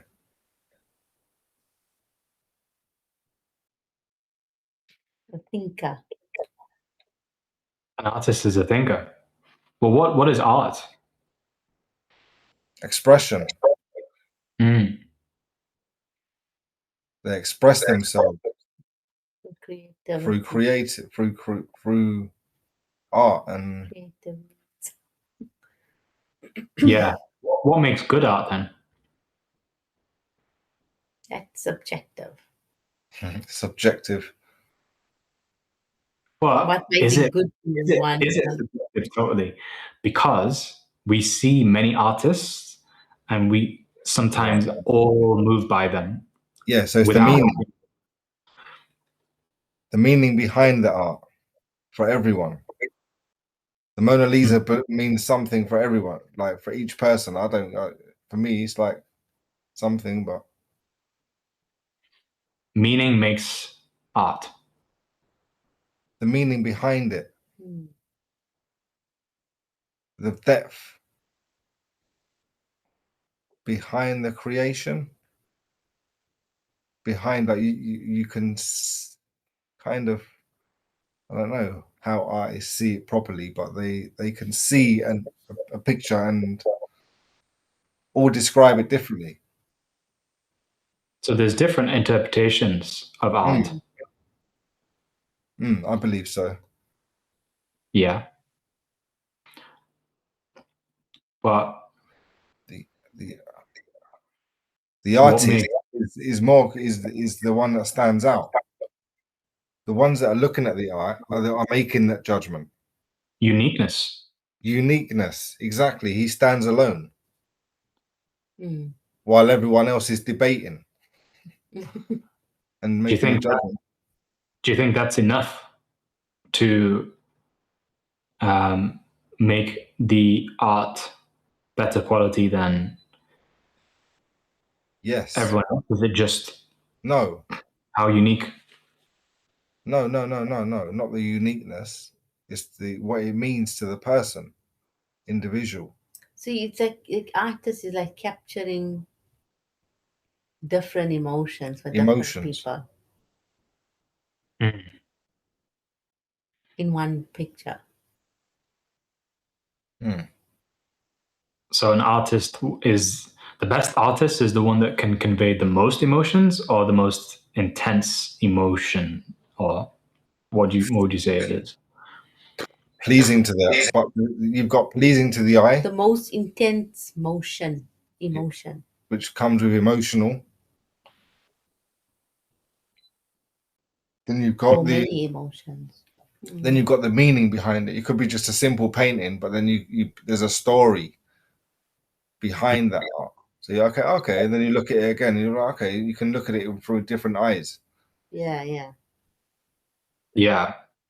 So stories convey emotions, and the most intense emotion makes the best art. So the best artist is the one who is the best at story. Evoking that, both of them, all of those emotions. Through a story, evoking an Through emotion a thing. through a story. So to make a good story, for someone else to experience an intense emotion from a good story, what's required from the artist? Like, what do they have to be good at? Telling the story, depicting it, giving you that image, giving the person the image of what they. Okay. And in story depiction, what is the aspect of this depiction that will make storytelling the best? Feeling like you're there. Like making you feel like, wow, that is how real it looks. How real it can make the person feel. How it can inspire them. Painting can inspire. Okay. So what is it about when you tell a story that makes a person feel like they're there? To put them in the story. Yeah, but like their own experiences. How do you? Because when you tell a story, you could tell it as if you're saying their story with them actually in it. Is that what you're describing? Like using their name? Not their name, but like something that they would be going through. Their pain. Pain. Put their pain in the story. For example, Da Vinci depicted a lot of emotions, and he made things realistic. Like his famous one, the Last Supper. Yeah. It tells a whole story without even having to read the Bible or read what happened. It just tells the whole story. The way But what is it that Da Vinci did with his picture that made it so good at telling that story? he put symbols. Symbols. This is a good one. So how does symbolism affect storytelling? Takes it to a new depth. It unravels it. It shows that it's got layers. Yeah, layers. There's layers. It's not just a painting. Someone just drew a painting of something. And every time you look at it, you see something different, or you notice something You know you what I'm saying? didn't see before. That's why the Mona Lisa, they look at it and they say, is she looking at me? Is she looking at you? Is she looking at... Who is she looking at? And I still look at it. And I'm thinking like, well, yeah, who is she looking at, really? This is like 5,600 years. How many years later? Mm. And me, I'm still looking at it thinking, wow. So Yeah. So the best art mystery is the art that will, when looking at it at a surface level, will give you one picture, but then as you peel back the layers, you see that there's more depth. So what you're describing there is that the best stories have the most depth to them. Yes. Not just layers. Because you don't want to. You don't want like surface. Every story has a the end. So if you open a book, it's 2 pages. The end. It's boring. You're not going nowhere. Short stories versus long stories, there's a benefit to them. Well, like you said though, like the Mona Lisa or the Da Vinci with the Last Supper, that is 1 page, but you said that it tells a whole story. Yeah. Or it can tell loads of stuff. Yeah, it's a part, but yeah. Yeah, it can tell more than one story, I guess, depending on who's looking at it. It can have whole bookshelves on them.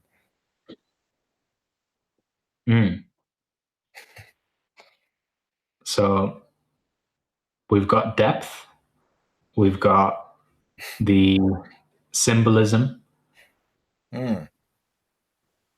Was there anything else about how we make a good story?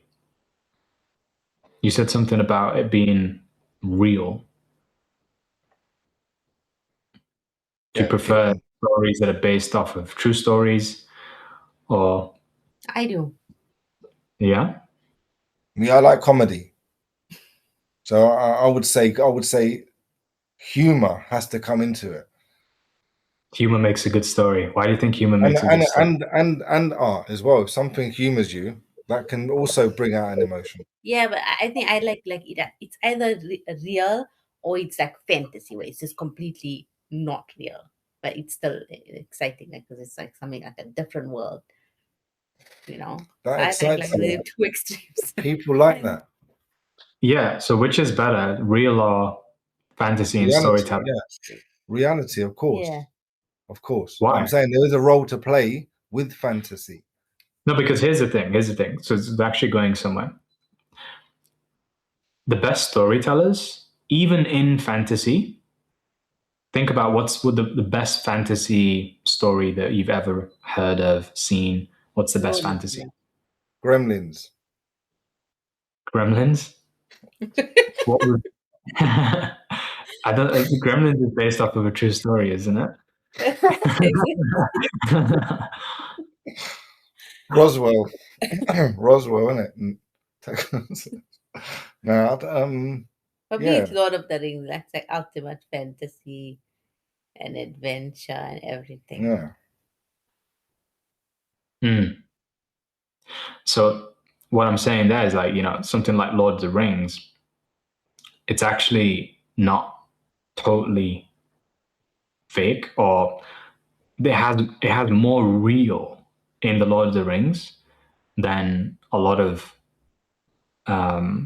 actual events that have happened in people's lives. Yeah. So There's like they can tell different stories through the characters and yeah. It's possible, yeah. that could be based on real people, but they're just depicted as elves and these fantastical creatures, but they actually based on real characters. Yes. So they go through like real struggles, real heroes' journeys, real archetypal arcs and truths, having to face real shadows. Like that's the thing that makes it so gripping, because really it is just like a fantasy world, but you're so engrossed within it because of the realism. If it didn't have that and it was just pure fantasy, it would be boring. Yeah. Yeah. Yeah, like Avatar. Like Avatar now. I can't watch that. I personally can't. I tried watching the first one, and I don't get it. But Yasmin loves it. You won't get it because you don't know what makes it real. I don't understand.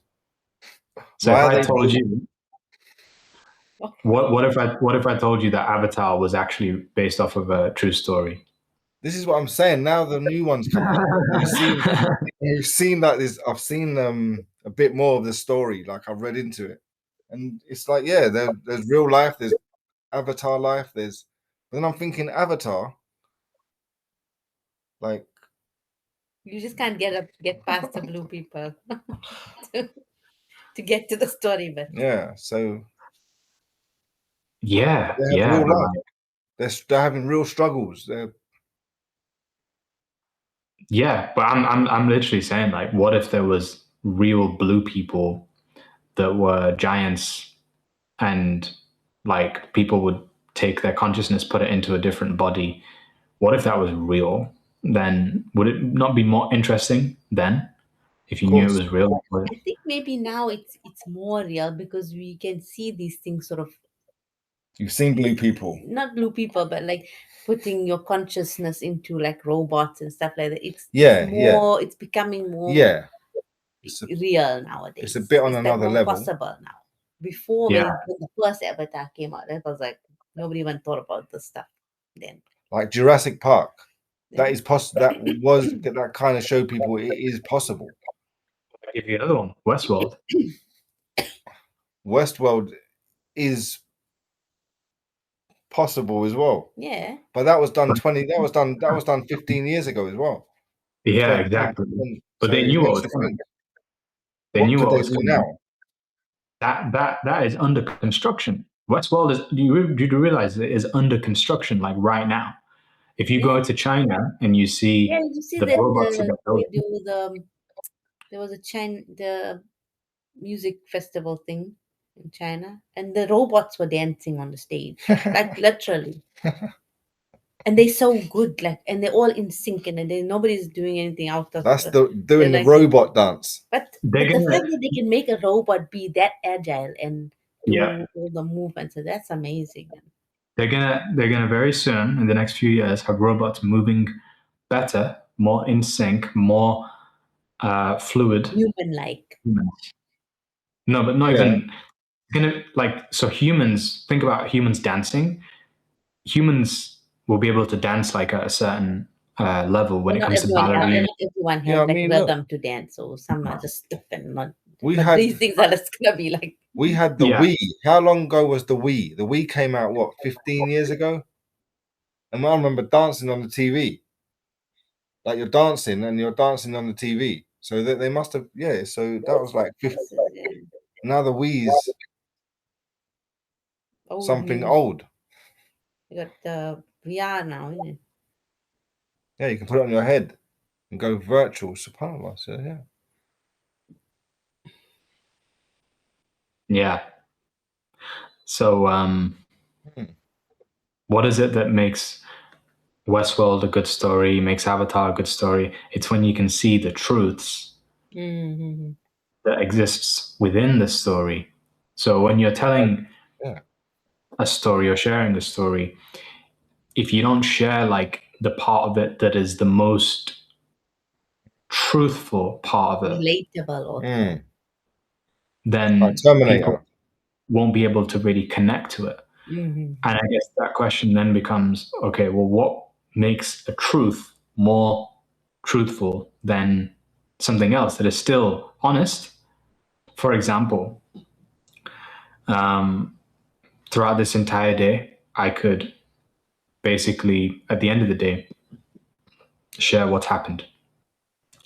And I can just talk about like how I woke up and put my socks on, got dressed, like brushed my teeth, and I just kind of like described the events that occurred in the story. Will that make it something that, I mean, it's real, it's what's happened, but will someone really connect to it? No. Why not? There's Your routine, your no depth. there's no excitement, like you want to wait for something that something's going to happen, or there's no The only suspense, reply there's you're going to get is okay. okay, what color was You got this? it. No, I think the word that you said there was perfect, right? You said there's no depth. So all I did was I went horizontal. So I just talked about the sequence of events that happened, You haven't got a response, but you haven't got a response. but I didn't choose one moment to go all in with. If I'd have talked to you about like, guys, today I woke up and I shit you not, like the way that I brushed my teeth this morning, it was different to how I've ever done it before. Yeah. I could talk about that one moment. And you can feel it. Like there's a different truth that's now coming from it, because I'm going to go deep into this one little thing that people usually wouldn't go deep about, but they can all fully relate because they've been through it. And this is what like you'll see a lot of viral reels are doing right now, is like they're just bringing you into these relatable moments of what you'll have either been thinking or wanting to do, or like you've experienced it, but it's such a basic moment that's told with depth.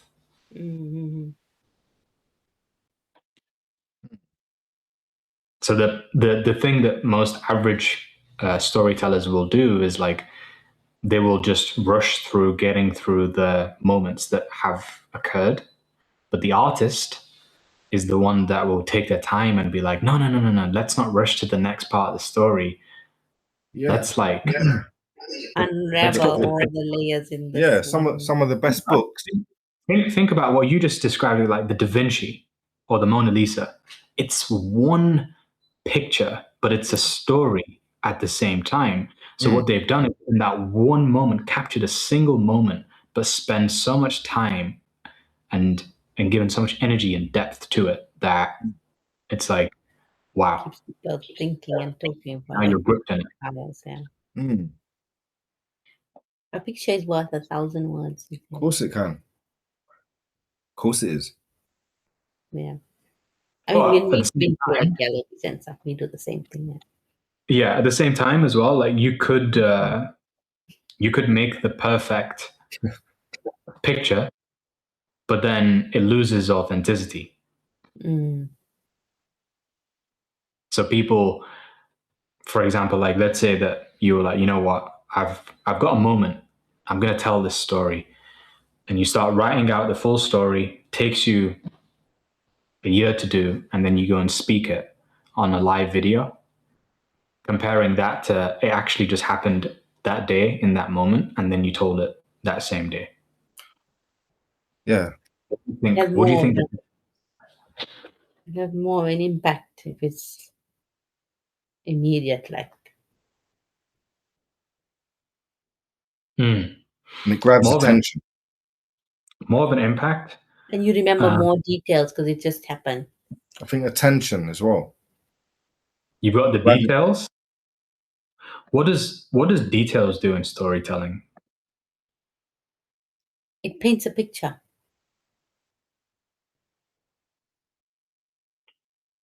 It's the art. Yeah. Yeah, that's probably why I love the Lord of the Rings, because it's so deep, so descriptive, like so detailed, and like describing the scene. Like you think like you can see it like in your imagination. Yeah, Avatar is similar. It just like builds the whole picture, imagination. Are you talking about like the books of the Lord of the Rings or the movie? The books. Right. Okay. Yeah. I mean, I think when I was younger, I tried reading the books and I was like, why would I do this when there's movies? It doesn't make any Yeah, but sense. like if you read the book, you'll appreciate the effort that went into that movie, because for me, Yeah. it's the only movie that was taken from a book that they actually did a good job on. Wow. They did justice to that book. Hmm. So they took all that detail that's in the book and they actually recreated the scenes, and that's all. But yeah, I've never ever seen a film made from a book that was actually good. Besides that one. There's been a few. There's been a I few, don't- baby. No, There's been a few. no way. No, it's never better than the book. You know, there's been a few. I mean, They make lots of films from books, isn't it? yeah, it's not But they're just all the Lord of the same Rings. thing. I'm just saying, Same. yeah. I'm saying that if you watch the Lord of the Rings and you read the book, you can appreciate the amount of work that went into creating that film, those films. They're like 500, 600 pages books. He went too in depth. That's why it was so popular, because they actually recreated what was in the book. They didn't leave out bits and pieces. Okay, they have to leave out some stuff, but like not the important stuff anyway. Yeah, I guess that takes you onto the actual. It takes you into the journey. You're Yes, you're like, oh wow, like this is just exactly how I imagined it. yeah, you're was. like there.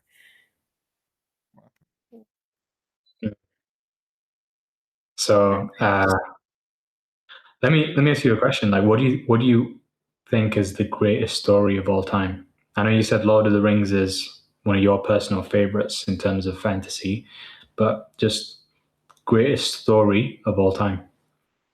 In a In film. a book, or Just greatest story of all time.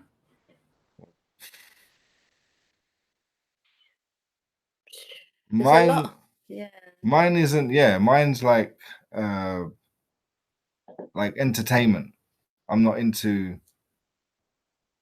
I don't get too in depth with films, and they won't top my list. Like anything, just any story. Greatest story of all time. The stories, think about it.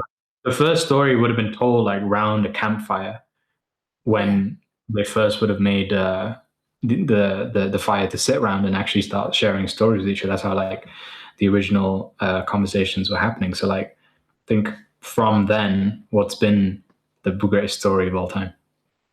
I think like the Islamic story. Yeah, the like Quran. like the story of Yusuf. If you're talking is about very, very... that, then yeah, sorry, Astaghfirullah, yeah, the Quran,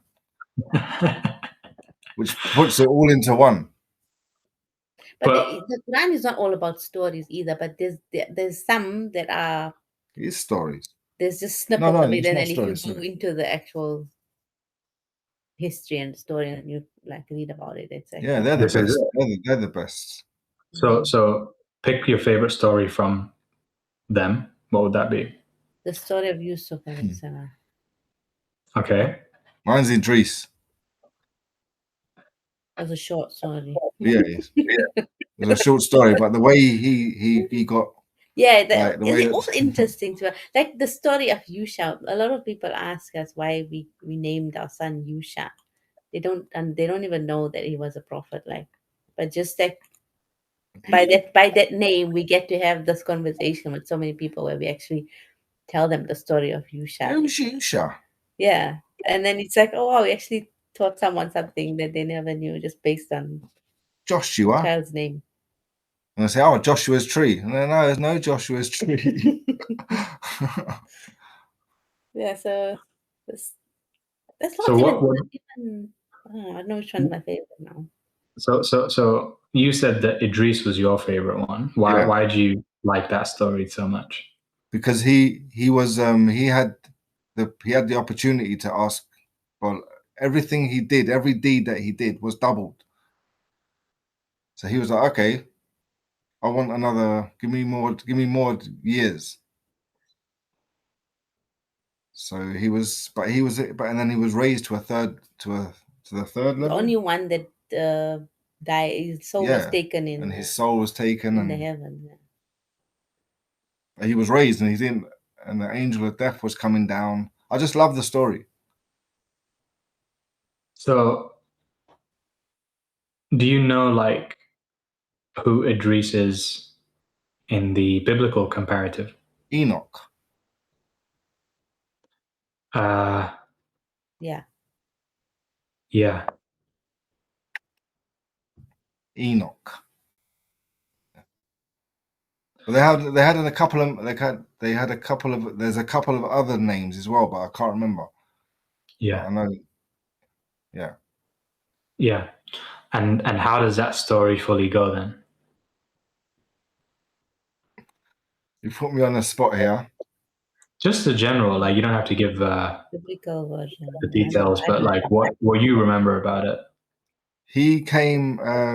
He was very early in the prophethood, so he came way before Ibrahim, and he was one of the first. Yeah, before Noah. I think even before Noah. Sorry, he comes third on the list of prophets. And or maybe fourth. And anyway, he I don't know his full story. The biblical story, I have no idea. Yeah, but yeah, he had to he was given he was so noble and so good that Allah gave him the reward that every good deed that he did was doubled. He'll get double. So when he was having talks with the angel or some, and he was asked, "What would you like more? Would you more time?" Yeah, and he said, "I want more years to accumulate more deeds." And I feel a bit embarrassed because I don't know it fully at the moment. This is your favorite story, man. How can you not know your favorite story? No, I feel a bit shy to go. Yeah, he's and then he was raised to the third level, but he didn't know what was going on. Was he going to ask for more? Yeah, the angel came and said, "It's time for you to go." I need to see. This is where I need to recap and see something on. Just to I don't like when I'm talking about the prophets and stuff. I don't want to make a mistake. I don't like making mistakes, and so. But yeah, oh shucks. He was raised to the third level. That's all basically. I remember. He was the only one that soul was taken into heaven. So he was raised on the third level of what? Jannah. On the heavens, yeah. On the heavens. There's levels. Soul was taken in the third heaven. Mm-hmm. But the angel of death was coming down to take his soul. Yeah, and that's it. And as he was coming up, the angel of death said, "That's so strange. I was coming down to get you, and you're here." So he just take his soul there and then. So what do you like about this story? Just one, his name, because I took the name when I became Muslim. I took his name because that prophet's name, because it rhymed with Satiris, and the Imam at the time was like, "Okay, this is good." And so you had to go and read about the story, and then you realize, oh, yes, yeah, of course, story. But I haven't actually, yeah. I'm embarrassed to say I don't know it fully off by heart. Maybe through memory loss or something, but yeah, I've just always resonated with it. Because he just, I don't know. With Jesus, the peace be upon him, and him being raised as well, and this the miracle of Jesus being raised, it began with Idris being raised as well. So prophets have had similar experiences. So to single out one prophet and say, right, he's only was the one that got raised, it's not true. Yeah, Idris, Enoch was raised in the first. Yeah, it's a bit deep, but yeah. So you're basically saying that he's almost like the one that people don't exactly Yes. acknowledge, appreciate. But in terms of what he's been able to perform as this miracle, it's like almost similar level to what Jesus was able to do, is what you're basically saying. Yeah. And how Even that kind of, also No, he was raised alive. Yeah, he's one of the only prophets raised alive as well. alive. Yeah, well, Isa is also alive, but he was taken by Allah, not himself. This one, he rode on the angel's back, took him up there, and the angel of death was coming down, and they were coming up, and they met in the third level. And the angel of death was like, "How come you're here? You're meant to be on earth. I'm meant to come and get you." And he's like, I'm going to ask for more years. "Come to ask for something." Yeah, I can't remember what he came to ask for. Going to ask for more years to live. That's what he was going to ask. Ah, yes, he was going up to ask for more years. And the angel of death was coming down. So it's like he's saying, whoever you are, the angel of death is around the corner. It doesn't matter who you are. And he'll take you Wherever you are. Wherever you are. Whoever you are. yeah. And that's something you have to remember. You find yourself daily. So tell me why you like this story so much. Like, what's the best part of it for you? What do you like? What resonates the most? His arrogance, that he wanted more than already he had. I don't like it. Some of the prophets. Yeah, like sometimes you feel like he wanted to do more good deeds. He wanted more time to do more and to get to the top. But he was only one of the third prophets, so there was more to come, but he wasn't to know that. Or maybe he was, but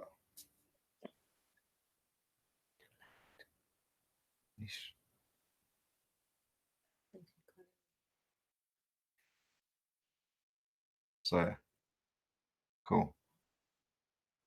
I think I was being a bit too loud. Getting passionate about it. Like, it's your favorite story, isn't it? But you're saying that it's your favorite story because you wanted more? In Islam, yeah, in the Prophet, in that sense, yeah, it's my favorite Prophet. Yeah, he is.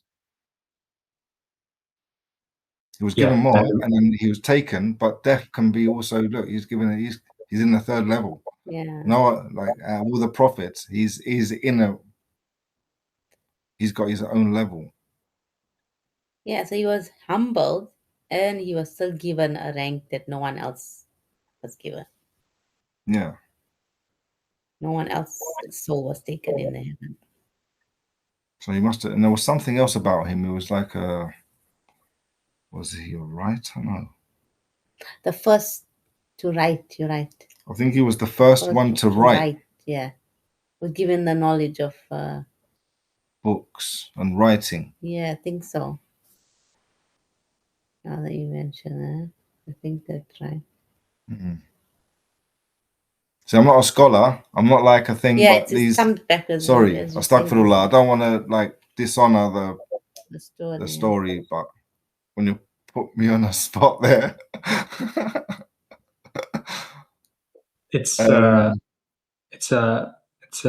telling a story about something like a famous person or you can mess it up. You can mess it up and things, but with this, I don't want to. Yeah, I resonate with Idris. Yeah, but you can't mess up like what it makes you feel. You don't have to put the details in. That's the most of the question is like when you think about this story, how does it make you feel? I'm Idris. Like I feel like you're Idris. You feel like your name, innit? You try to feel it. I guess I did as a revert because I was like, "Whoa, okay, this is my name, innit? You get a fresh name." So even before you chose the name, how did you feel reading the story? I hadn't actually got to there yet. You didn't know about the story before you chose the name, then? No, because he's only mentioned like once, or he's only mentioned twice in the Quran. So you have to go deep into the story. You just chose the name not because you knew who it was, just because it was one on offer. Sounded, And sounded somehow close to like his name. Satiris. So Idris. I didn't want to like mess up my family's like name selection thing. Yeah, but yeah. So it was like, yeah, Idris. But still they didn't like it. I get that. I feel like this story is probably not your favorite story. Based off of everything that you've shared so far. What was the story that you said Yusuf? Yeah, but now I think about it, like there's more than one that I like. I like the story of Suleiman and Isam also. I think maybe because of the whole fantastical element in it. But it was real. Yeah, Suleiman's story is nice. Even like now when you talk about that story, it's like it's unreal because how did he, speak to animals and how did he control the jinn and how did he, amass the biggest empire ever. Yeah, that's nuts. That is nuts. But His it story actually happened. is So crazy. it's like fantasy, but it's not fantasy. Ayub's story as well. Like that is to suffer and then to get everything at the end back, double, triple. His story is amazing as well. I don't want to. That's what I mean. I don't want to dishonor a prophet's story because they're all as great as each other. Yeah. They all have different meanings, but and you get different things from Yeah. them. Like the stories are there for us either. I like to teach get us different different things from lessons and- different all of them. Yeah. So when you were saying about Suleiman's, for example, you said Suleiman's story, you like Yusuf's story. So what did you like about Yusuf's story? What's the big thing there? Just the cycle that he went through, isn't it? He was like up and then he went down and then he went up again. It's just like And there was one. He was the most handsome. So I guess all the sisters would like like would to see resonate with that. Yusuf. I'm sure. No, it's not just that. It's just like his actual story. His story is told in entirety in the Quran, which no other story is given the way it's given. Like Yeah. For like me, from start to end, like where the given women- the whole thing. the women are cutting themselves by just looking So at you. maybe that's why it sticks in your mind because you read it so many times, and each time you read that, you're reading his whole story basically. Yeah. I get that. So it's through the repetition, the exposure. That's how like you've developed more and more of a appreciation for the story because it's like ingrained within you and you're getting to see more of the depth. Whereas if it was just told once, you might have like passed up on it. Didn't really mean as much. Yeah. So from having like gone over it this many times, what do you feel like was the biggest shift in terms of how you interpreted that story and that appreciation that you now have compared to like the first time when somebody would have told you?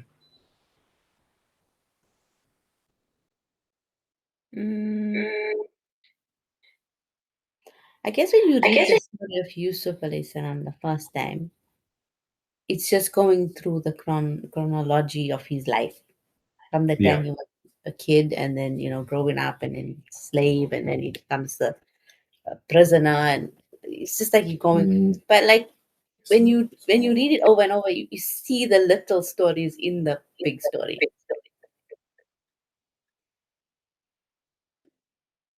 Can you elaborate? Like, so as a kid now, seeing that dream about the stars and the moon bowing down to him, and he tells his father, and his father says, "Don't tell your brothers." Like that's alone a story. So what was his relationship with his brother? Obviously, he wasn't like the favorite brother. He was the youngest. Maybe he was bullied by them, or they didn't like him for whatever reason. So it's like that's a story on its own.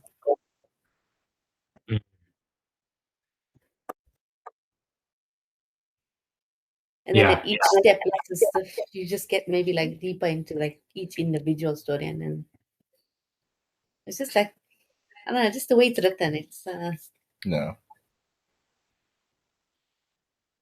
yeah, you can go like really. If you go into the tafsir of that surah, it's there's so much of commentary on that. There is. Yeah. That's what I'm asking now is like, what's your Best part Be- of the surah. yeah, like when you think about for yourself those mini stories that exist within it. So initially you'll have had appreciation for the entire thing, but not with the intensity that you experience right now. But when you think about one of those mini stories, which is the mini story that you most feel like, yeah, that's when it gets to that moment, like it hits me.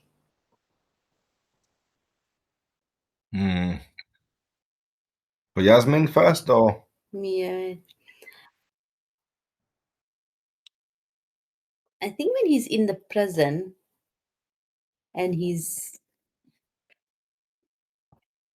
asked about interpretation of the dream. It's like he's come like full circle from that little boy who didn't understand what his dream meant, and now he's like so in tune with his own intuition that he can interpret not just his own dream but other people's dreams. Like so he's like he has that realization that he is special. He's not just any ordinary person. And he was in that prison just for like temporarily. He knew what his purpose was at that moment, and he would come out of there, and his purpose would be I loved bigger. I loved his Yeah. confidence all the way through. His confidence. Yeah. Confidence in Allah, confidence in his thing, confidence like I'll wait another 7 years. I'll sit here. I don't worry. I'll wait in the. It was just. Yeah, like even in those hard, like difficult times, Yeah. he still had like that faith, like He had faith. where he was able to like help someone else. He wasn't like, oh, I'm like stuck in this prison. I didn't even do anything wrong. But he, you know, he didn't like choose to think about himself in those. And that's the thing that got him out of there. Because then he was taken to interpret the king's dreams. Yeah, as a reward. So, Yeah. So there's the selflessness. No, even the guy he forgot the one who was meant to go. He forgot for 7 years. But the patience in the stuff was but then it just shows he didn't do it for himself. He did it, selflessly. He just wanted to help, and that's what I think is the best part of it. And when the woman threw himself at him, that's your favorite part. That's his favorite. For me, yeah, subhanallah. It shows, yeah. Like his thing. It's amazing how they are. How women are so stupid. Like I can't imagine someone like they're all good just looking at cutting an apple and they cut themselves. And don't even realize. I just can't But imagine. it makes you wonder How Hamson was. There must be something more important to that story than just talking about his beauty, isn't it? Of course. Character. And why would Allah choose to tell us that part of the story? Character. So it's for his character. Like the woman cutting themselves, whatever. If there wasn't something deeper about it. Well, I think there's a truth in that, because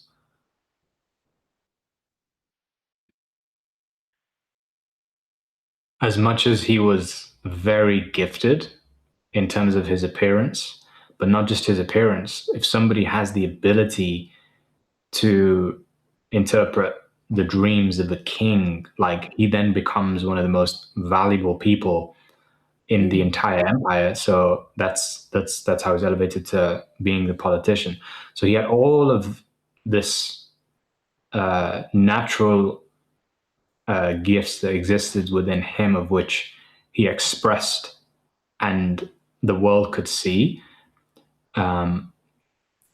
So it kind of emphasized that like there was this polarity in that as much as he'd been given so much, there was also a big price that he had to pay. Price he had to pay, yeah, of course.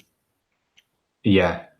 From being a kid to with as you were saying in his childhood, like he was the outcast. He was the one that wasn't really included within his brothers, and there was 12 of them. And then later on, when he got older as well, like he had difficulty just being around other women without getting into trouble. Like that's But also, his gift comes humility across. is a big thing in the story. humility. Yeah. Even from a kid till adulthood, he knew he was special, and the people around him knew he was special because he was different. But it never changed the way he acted like towards others. He was always just, humble, not arrogant about the way he looked. Yeah, that's what I like about the your fact story. that he's seen this dream and his father's told him that you're obviously special. So he didn't make him think, oh, I'm better than everyone else now, obviously. So yeah, his humility is something special in the story also. So it's like, But Benjamin in the story being the pawn that he uses, not the pawn, but the go-between. He had to. Benjamin is also part of that. That was his younger brother, wasn't it? Yeah, the one that he kept. This was after and used as the when bargain. the brothers came back. He used as the what they said that he stole, innit? So he's staying with me because he was the youngest. Yeah. And he was also liked.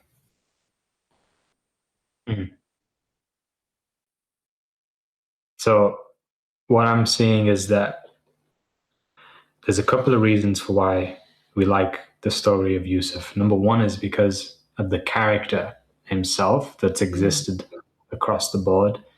No matter what happened, he showed humility, he showed faith, and he was also, showed patience, but he was predisposed with these gifts that made him different. So that's like the character, great character. His gift also came with a big curse. So the bigger the gift, the bigger the curse. Then the other thing that you said was that your biggest, most favorite moment was when he didn't just discover his gift, because he knew his gift when he was younger, but when he really recognized. Yeah, it was more like a recognition of the gift that he had of. Not just interpreting dreams, but like sort of seeing the meaning in something that someone wouldn't ordinarily be able to tell, like, 7 ears of corn. I mean, what does that mean? So, but he could see deeper than that. So it means he had to have had some divine inspiration that he now was able to understand. Whereas when he was a kid, he didn't understand it. So he had to get it from his father. So he came to that like realization in that he is able to do these things. Yeah. And that's him now going into the place of like being able to like perform miracles, and his gift was his way of doing that. So for you, like, that's the favorite part of the story. It's like the climax almost. Because that's when things start to change for him. Yeah. And go the other way. Yeah. They started to get better. When he accepts these gifts that he's been given, and he doesn't like shy away from it, and he He's now using it to help himself and help the people around him. Mm. So when you think about the story of Yusuf, it's like, if they just started with that part, with the best, would it have still been as good? No, probably not. No. So in the moments that led up to it, we said that being an outcast, having that difficulty, was a Yeah, part he of had it. to go through all the trials before he could get to that point. Yeah. Was there any Getting other thrown in trial? the well, getting taken as a slave. Yeah, it's at that age, at a young age. The Yeah. trial of being the most handsome. And Yeah. yeah. Even when he was freed, or given an opportunity, like it was taken away from him by not even from his own fault. So it's like the entire time, in the earlier stages, he was like this victim almost, you know. He was always the one who just seemed to be in the wrong place at the wrong time, Yeah. as the wrong person. And With the wrong face. Shit. yeah, and all of that meant that he Right. Give him had hardship. to, and had to go through a lot of pain. So why do you think that had to happen for him? Like, do you think it was just so that we could see it as being an entertaining story, or do you think it was necessary for him? I think it was necessary for him. To interpret the dream that his dad saw. But he was gifted that from the But beginning. So why now did he he's have to go actually betray him? Just that was the realization at the end, didn't it? He said, this is the dream that I saw, where the stars were prostrating frustrating. to me or something. Sorry. No, his father told him that interpretation, but I think he had to go through that difficulty Yeah. to For us. It's for us. for him to realize that he wasn't just an ordinary person, but it made him the man that he needed to be to take on the prophethood. So what do you think it was about the prophethood that required him to be that man? He needed to be patient. He needed all those qualities that he developed now in that time, or that he showed in that You time. have to show patience. You have to show more. Humility, Yeah. everything. Yeah. The- And at the same time, and with the gifts that Allah's given him, he and had at to the show same time, humility. use Yeah. those gifts that he was given for good. Yeah. So it's like what makes it a great story is almost like the dichotomy, the divine dichotomy, where you can see that there was so much trials and tribulations that had to occur initially, but then after hardship comes ease, and everything then became like the complete opposite. And he did so in a way which was sustainable. He forgave his brothers for doing what they did, and he was able to save his father's eyesight in it with the But he had to show. the shirt of He had to show. He had to show them humility. He had to show them. Yeah, in forgiveness. He forgave them. He gave them a trial. Yeah, gave them a test. Oh yeah, first he had to prove themselves, and then he forgave them. It weren't just going to be a case of this is me. Come join me. That's not the lesson for them to learn. The lesson was there to learn. He had wisdom also. So even at that point, he could have just been like, "Nah, go away." Even you threw me in the well. You threw me in the well. Later's problem. Yeah. So now when you think like, okay, how could you apply this sort of, because this is the greatest story of all time, like it's, or if not the, like it's one of the greatest stories of all time. What makes it so great, as we've discovered, is great character, number one, but character was formed through character development in the actual arc of the story, and how he started off highly favored, highly blessed, the favorite, but then it just went downhill until, and then there were some ups as well, like you were saying, but it all felt like it was going in. Yeah. And then eventually, like, it just went rise to instantly, quantum leap, and his gift was truly recognized. So if you think about like just every story that you could potentially tell, what if it just had this same framework where you had great character, you had person that was destined for greatness from the very beginning, and it was known that they were destined for greatness because like the destiny was shared at the beginning. And then afterwards, they just go through trial and tribulation and trial and tribulation and trial and tribulation until reaches a point where it's like breakthrough. And then But yeah, at the beginning, you've already been told that this is going to be the greatest story ever told. Yeah, exactly. So you're like, whoa, okay. With for the actual person of the story going through the or telling it as in a third person. You can do either. Like, you can tell the story. Like, imagine if he was telling it himself. I mean, it would be great.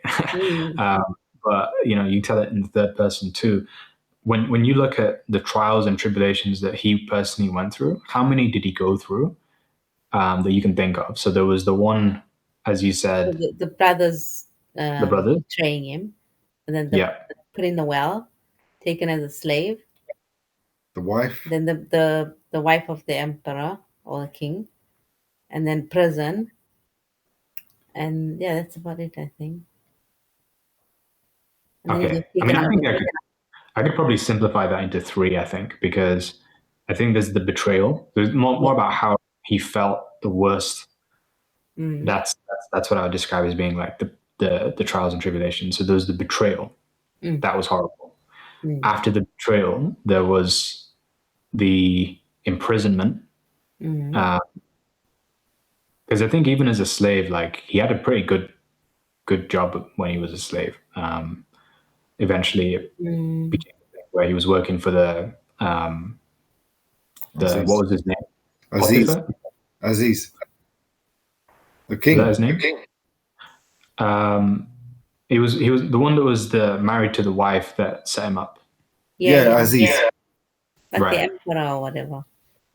Yeah. So like, that was all good. It was when it was like a second betrayal almost by the wife. And then the other thing was like being in prison.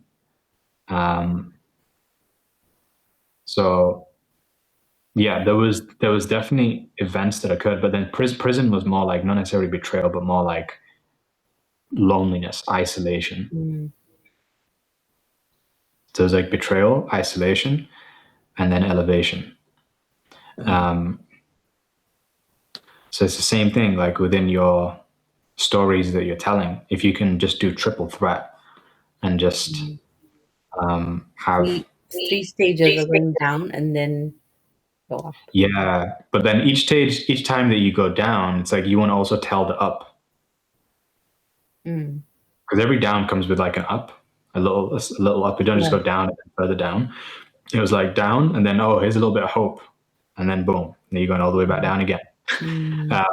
So he was taken out of the pit, for example, but then it was down into slavery, and then out of slavery, and then down into the prison. So it was like you're saying, like, all these ups and downs.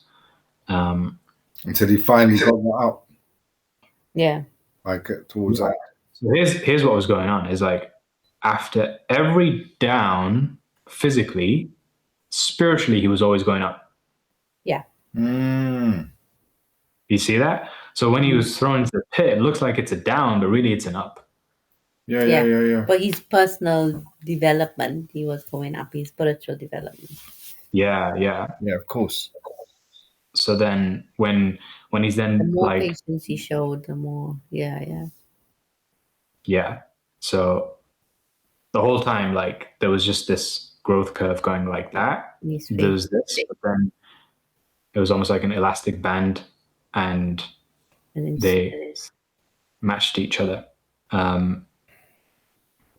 So that's what makes great character. It wouldn't have been a good character if each time he would have been put into the situations and circumstances, like, this character would have spiritually got worse each time. That wouldn't have made it interesting. The interesting thing about the story of Yusuf is his story is from all the other prophet stories. His one isn't so much about spreading the message so much. It's actually just about his life and what he went through. Yeah, subhanAllah. So there's not much spoken about him spreading the message and bringing people towards monotheism again. Well, he didn't come with a book. He didn't come with a thing. It was his. Yeah, but neither was someone like Adam. Yeah. Like, it was just him and. But like Adam alayhi salam was the teacher to his progeny. Then, his children and his. But like, there's not much mention of Yusuf alayhi salam like calling people towards. No, I don't know about that. No. Some were writers. Some were not. By his character. Some were their story was to be told. Like the prophethood was not given. Like Lut alayhi salam. Yeah, but he was like a warner for those people. And he was a warner. Yeah, I guess. But they didn't listen in it. So. Yeah, I never really thought about that. He's not really some were callers. Yeah, some were. They were all callers. Sorry. So what it is that each of them were given different gifts. Yes.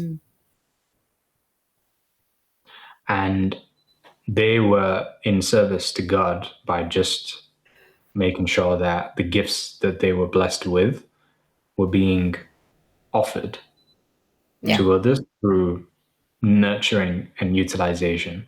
Yeah. Service. Like Harun alayhi salam, to Musa, innit? He needed speech. Someone to speak for him. So yeah. Well, what was Musa's gift? His strength. Oh, he had lots of gifts. SubhanAllah. 1 minute. His strength was one, but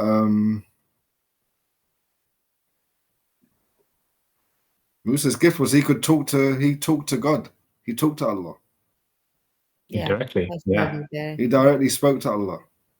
Yeah. That was a gift. He saw the burning bush.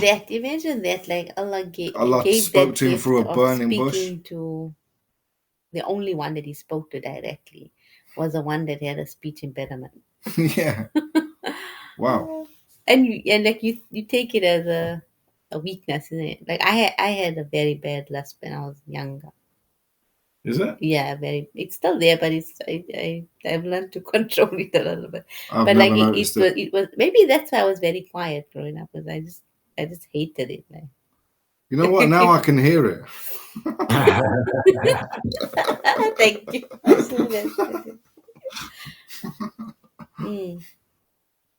Wow. Yeah. Yeah. It's good. So this is another thing that's interesting, is like, usually it's not just that the gift will show the curse, but also the weakness will show the gift. So a blind person, for example, we know that blind people, as much as they aren't necessarily able to see, all their other senses are really heightened. Yeah. Yeah, that fascinates me. So with you, like you're saying that, oh yeah, my speech wasn't the best, but then the gift of being able to listen, Insight. that's now heightened. More introspective, heightened. Wow, I believe that. Similar Wow. thing for me. That's true. Yeah.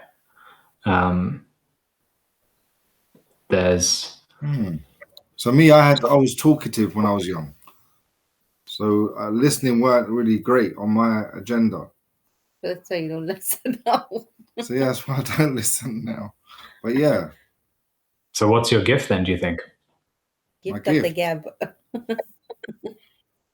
my gift is making someone feel that Making people laugh. making people feel comfortable within themselves. If yeah, that's a deep question. What's my gift? Pretty good question though, when you think about it. Like, out of all the important questions that a person could ask you, if somebody could help you to see what's the gift, what would that do for your life if you knew your gift? Phew. Yeah, of course. I know my gift, but Is it a gift? yeah, to package it and put it out there. No, I'd say my caring nature, I guess.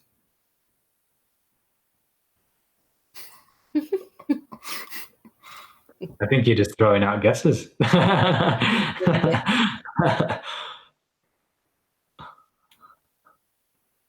What's your gift?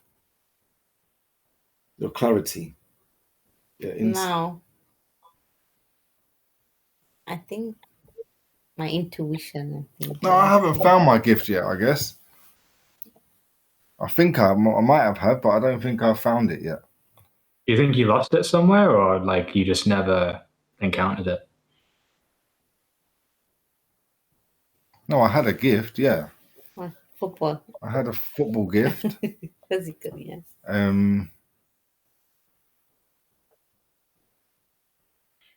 Yeah, I guess you don't pursue it, innit? You don't pursue those gifts, or you don't recognize them at the time that they're gifts. You have to recognize it.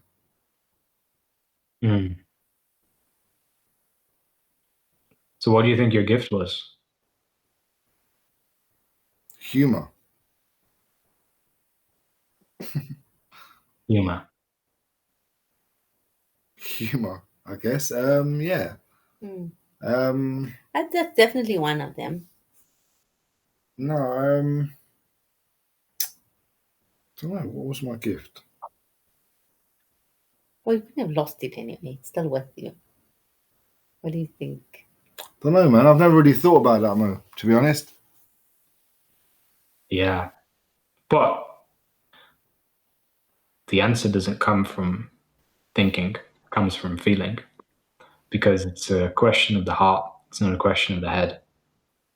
And I've been a good listener all my life, but not listening to people telling me what to do. I like listening to stories. I like listening. I like reading but someone, yeah, I guess. you think your gift is about what you like?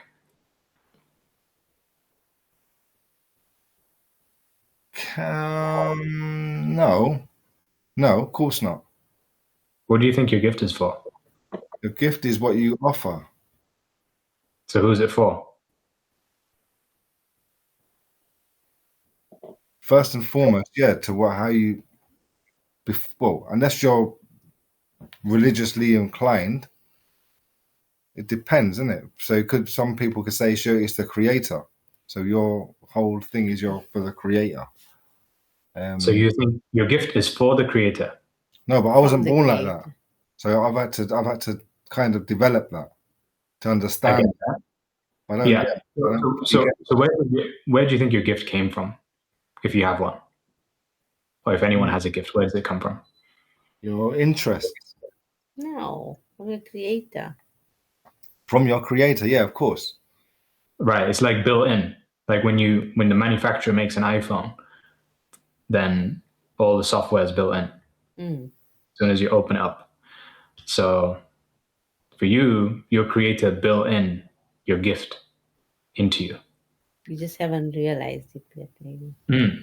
But the question is, who did he build it in there for? Did he build it in there for you? Same way where when you think about when a person buys an iPhone, like did the manufacturer of iPhone make the software for the iPhone? Or for the user. They made it for the user. So who's your gift for? For humanity. Yeah, it's not for you. It's for others. Of course. So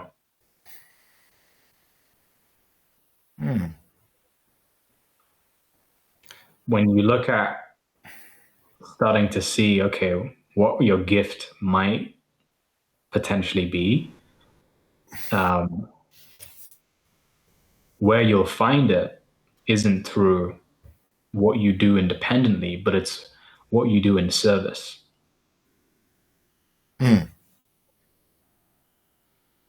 to others or for others. I offer like I'm not going to judge you. I'm not going to like I won't judge someone. And to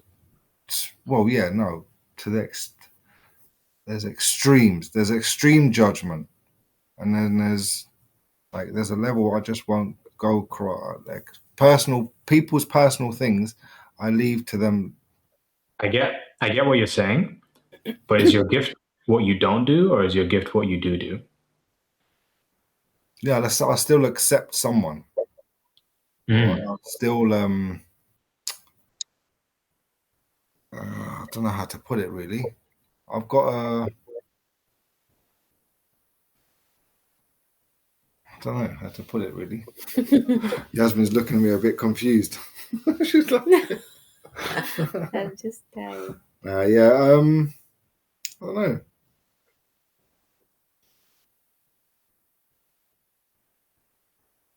Not gonna go now. What is your gift? It's a great question. Yeah. Who I are think we you? can answer it for other people. Like I can tell Yasmin what her gift is. Maybe she can tell me what my gift is. I think you Okay. care about people irrespective of whether they care about you or not. Whether they reciprocate or not. Yeah, I've got like a heart. How would you say, Yasmin, that you've been served the most by Idris? Like, what's the highest sense of service that you've experienced from his service towards you? I think There's he's a serious very, look. very patient. Patience. Yeah. I know the children. Yeah. Yeah, I think patience has always been my biggest thing. Yeah, sorry. Yeah, he's patient. Mashallah. See, he needed someone to tell me that. Yeah. Patience. Like even in his relationships with his brothers, which you know a little bit about now. Yeah, I don't want to go into if that. it like, to be honest, if it was me, like I would just like whatever. I would be like, yeah, okay, you stay on your end, and I'll be fine like that. But he's like a don't give up. You know, I'm gonna just get it right, and they're gonna come around sooner or later. In this past couple of weeks, since that talk, like it is really happening that way. Since that talk, a lot of things have happened. Yeah. That have shocked me beyond. His brothers, yeah, it's amazing. Things have happened that I would never even thought of. It's the power of talk and patience. Patience. You know it's gonna come to that point, but you just. No, I never thought. Do you think it's patience or persistence? It's No, it's having that heart. It's having that heart and trust, and saying, "Look, you lot are brothers. Like you're what's going on here?" And I know that, and that's my battle going on in my head. Like, what is going on here, really? Like, can't they see it? And then they do eventually.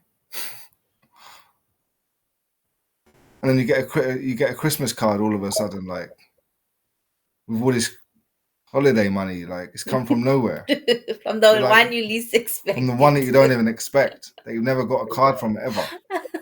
And I think that's the power of your talk, bro. Maybe he Wow. saw it. There we go. Testimony. I'm telling you. And it's also the So- energy that you put out, isn't it? Like Yeah.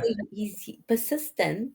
Assistance, Yeah. you can show good character. So Yeah, someone, just showing that goodness all the Yeah. time, whether they reciprocate or not. and you Like, made just me, always just doing the same thing. and just you doing made the me same. realize as well. Eventually, it cracks that person, and they're like, okay, whatever. Like, I'm just give in to this guy because he's not gonna give up. Yeah. What were you gonna say? I forgot. You said something about something that I said that had an effect on you. Or you were gonna say it. Yeah, you made me realize that some people's problems are just their own. It's not you. Mm. It's not you. Like they could have a problem, Mm. but not with you. Yeah. You know what I'm saying? It's just in they're going through life. Yeah.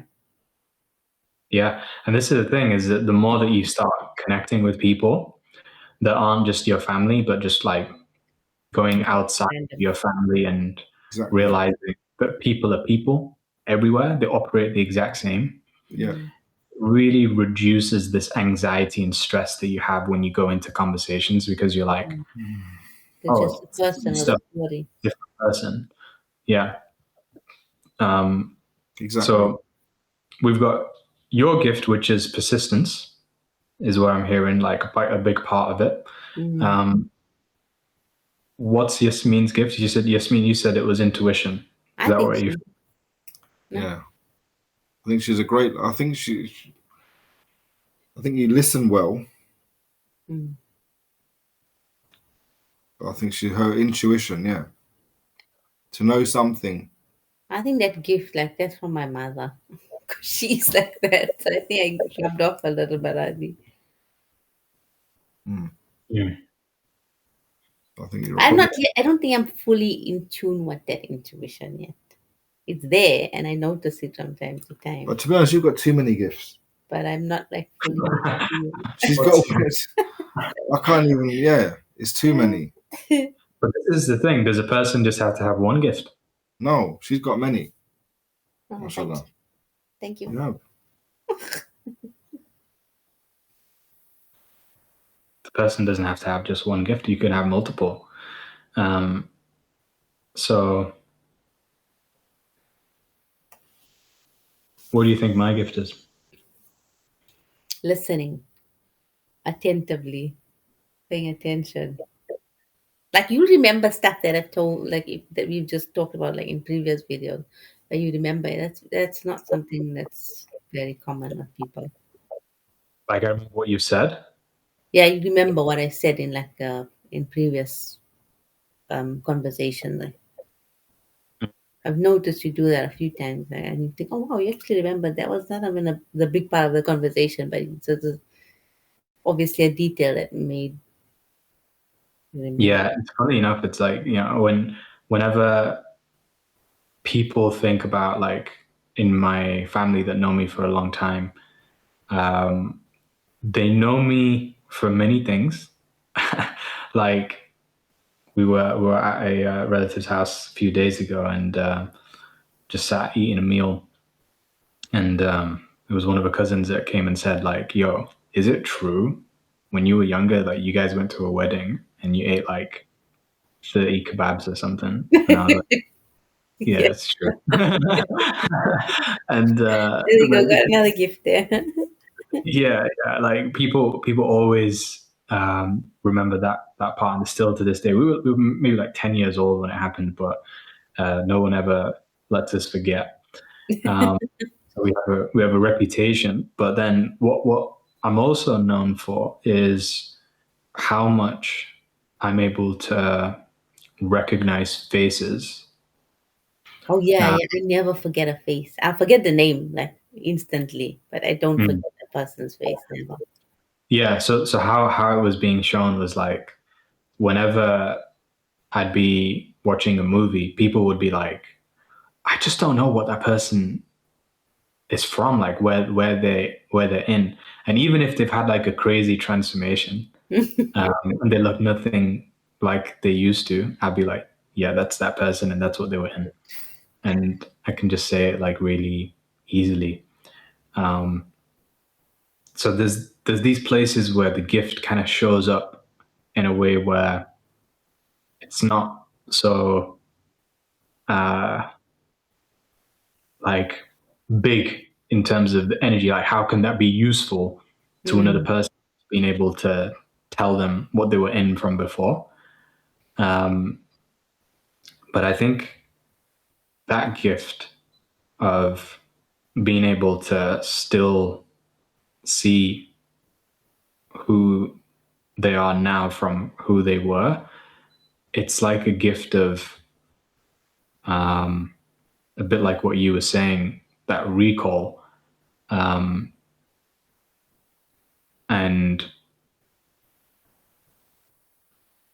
yeah, being able to recall. Like, it's not that I have the best memory. I wouldn't say that I've got the best memory, but it's Certain like, things that you remember more than others. I wouldn't say I have the best memory, but like, I've got the worst memory. if I, like, for example, if we go somewhere and we have to go again, I know I have like a very good sense of direction. That's another thing. Yeah, I think I know where I am in the world, like, exactly. Yeah, I that can I tell can you where testify. it's north, south, east, west, whatever. I know where I am at any point. Yeah, she's directing me in Cyprus. Yeah, and he's from there. I'm like, what? Even yeah.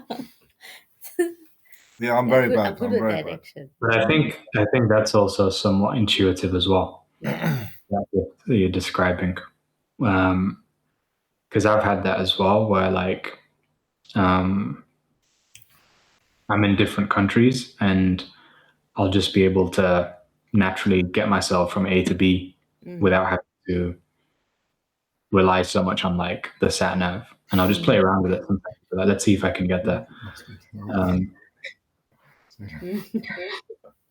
No, but like it's not always like from point A to point B. It's like generally having A sense a of sense of direction. where you are. That's an awareness. Yeah, it's I don't know, it's more like awareness or intuition or what, but it's So I feel like, a lot of the gifts of a person are actually representative of their truest identity. So if you know who you really are, then you also know what your gifts are. And since I know, like, at the deepest level, I'm the one that's the ego, then for me, having that vision is something that's also like a big gift. And for yourself, like being able to have that sense of direction, no matter where you are in the world. Well, eagles are the ones that will need that too, need to be everywhere in the world. navigate. Yeah. So there's gifts of the physical, like some people are gifted in terms of the height, they're able to hear louder, talk more. There's physical gifts, but then there's these spiritual gifts as well. The physical gifts are going to be gifts dependent on your physical identity. And the spiritual gifts are going to be based off of your spiritual identity. Do they combine? They can do, but they can also be kind of like opposing, if that makes sense. So like someone who is like a person, A nun. I mean, I don't know what you say, like someone who's over, or no. Sorry. Wrong analogy. Okay. Yeah. I mean, the example that I was going to give was like person who is just really not gifted physically. Like they might be Yeah. someone like Stephen Hawkins, you know, like he's really not gifted physically, Mm. but mentally the guy's like, you know, crazy sharp. Yeah. Mm. Einstein. Einstein, not necessarily gifted in terms of his Appearance. appearance, Yeah. Scruffy little fella. maybe for some, but like he's not exactly the most gifted guy in that way, but mentally he is. Right. But then someone like the Prophet Yusuf was an example where it was like Yeah, I was gonna say he's gifted both ways, he was gifted in both physically ways. and spiritually. Which So was yeah, it's possible. That shows it is possible. Of course it is. yes, but it's also what I'm saying is like it's the reflection or how they kind of Yeah, it's when work a in. person connects them both, isn't it? It's when a person can connect them both and have that aura. So what do you think it is about, for example, like having beauty that would make you see dreams and interpret them, give you that gift? Wow. I don't think they were connected. That's more than one gift that he had. Was there any other gifts? What was the other Well, gifts? his beauty was one, and then his intuition or his Management of was another, and then his patience was another. Patience is more like character, I'd say, not Yeah. necessarily.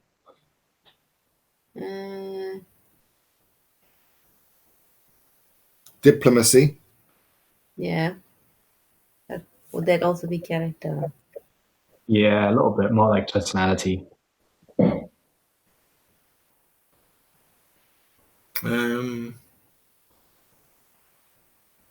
His beauty. Yeah, I said His that. integrity. Yeah.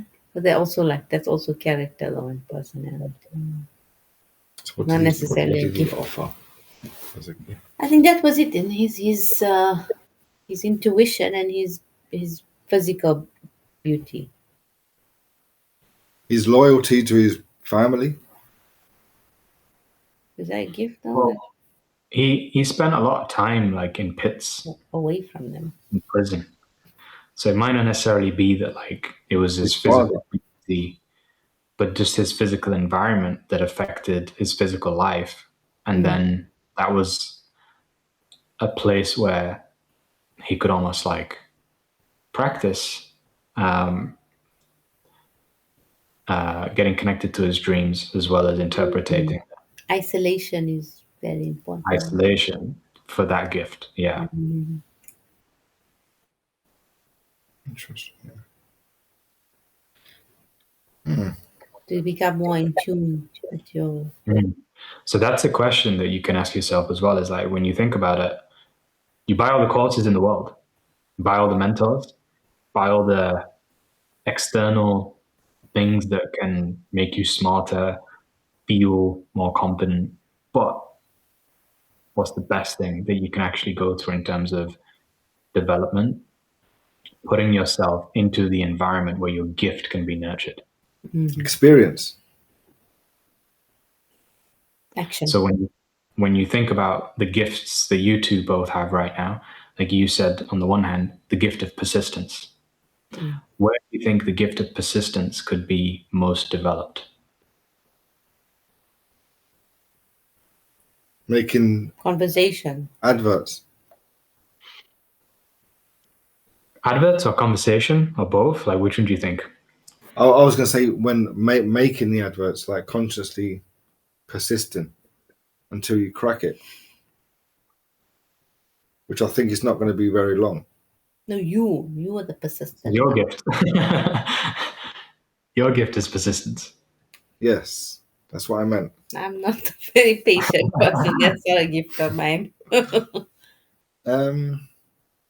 Where can you develop persistence the most? Where can you develop persistence? business is a good place to develop persistence because you don't give up. You just keep going and going and going and going. Especially when you take the knocks. Okay. So in the area of business, because there's like, I'd say like Okay, like five the main sales bit. Sales. You would have to be able to take the no's and no's and no's because you know you're going to get the yes.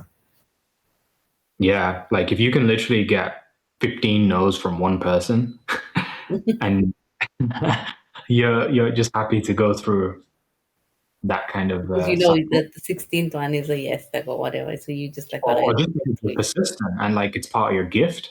Yeah. Then that will be very well developed. Keep in knocking, that keep knocking, area. keep knocking.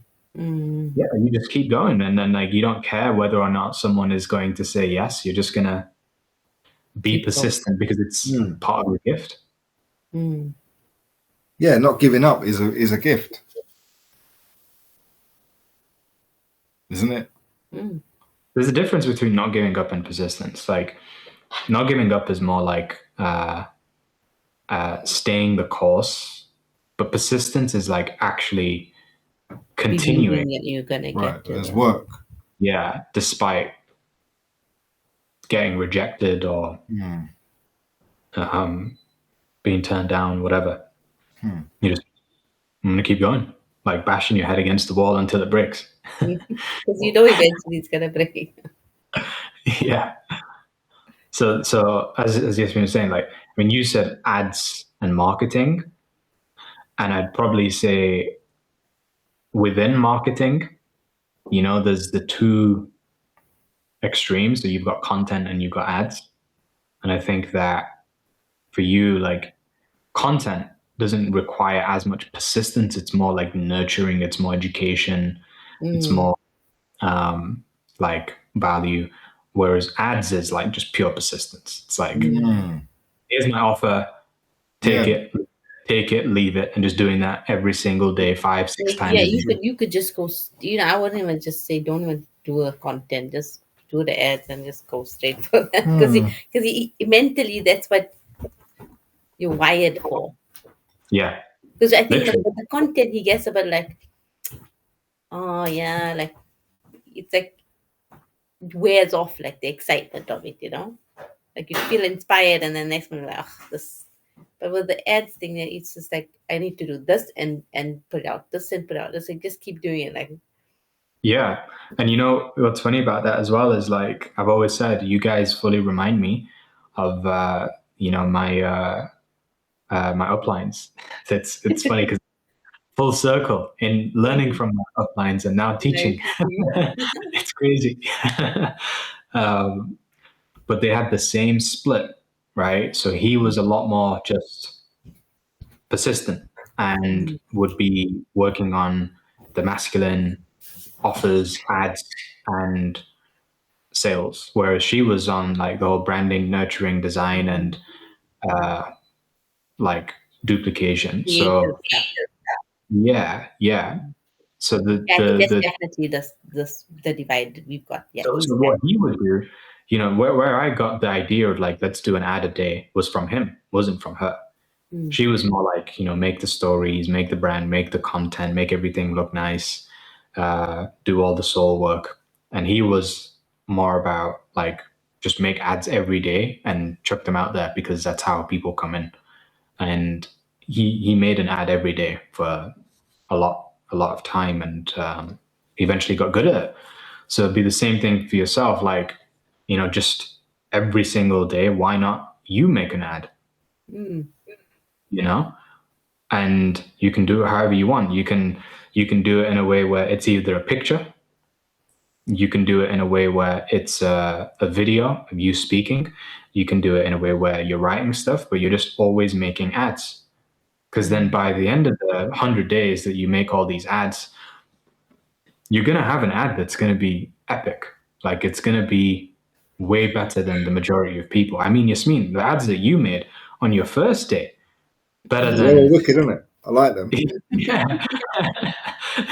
Better than the ads that I've been making like in my first year. So the thing for yourself as well, Idris, like imagine you going on this journey too. You're going to make all your ads putting them out there, and then you'll Okay. eventually get to a point where you can be doing an ad together and one singular ad as a couple. And the beautiful thing about that is that you can be getting two people for the price of one. Getting every lead that comes in, and it's like we target the couples. It's the best target audience because when you do have a couple that comes in as well, like they just fly so quickly because they're always keeping each other accountable as well. And that's the dynamic that's really required when someone has one opposite, the other person has the other. So yeah, I'd be saying for yourself, like, obviously Yasmin's doing everything that she's doing, but I think you should be making ads more than she should. And also in terms of the sales aspect, like, I think right now in terms of selling, you're someone who's a very practical learner. I can just see it. Like you're not the type of textbook guy. You're not a I'll read 100 books and that's how I'm gonna get to grips with this thing. You're just more like I need to get in the field and do some stuff. So what I would be doing if I was you is like just setting a goal to make a habit of every single day, no matter what, you're going to connect with a new person. And you want to make it a goal that it's a new person, like it's not someone that's already in your network, because then eventually what will happen is that by you connecting with a new person every day, by the end of the week, by the end of the month, you're going to get to a point where it's like you've almost got 10, 15 people that are now in your little circle that you're just constantly having this back and forth with. And they're going to be seeing your ads on your profile. So they know what you do. You're not hiding it at all. But when you're connecting with them, you're not trying to sell them. You're just connecting. But on the profile, they're seeing like, this guy's got ads, this guy's got ads, this guy's got ads. They'll like your ads and they'll be interested and intrigued. But you're keeping the conversation going with them and you're doing all the selling through your ads. Yeah, I like that.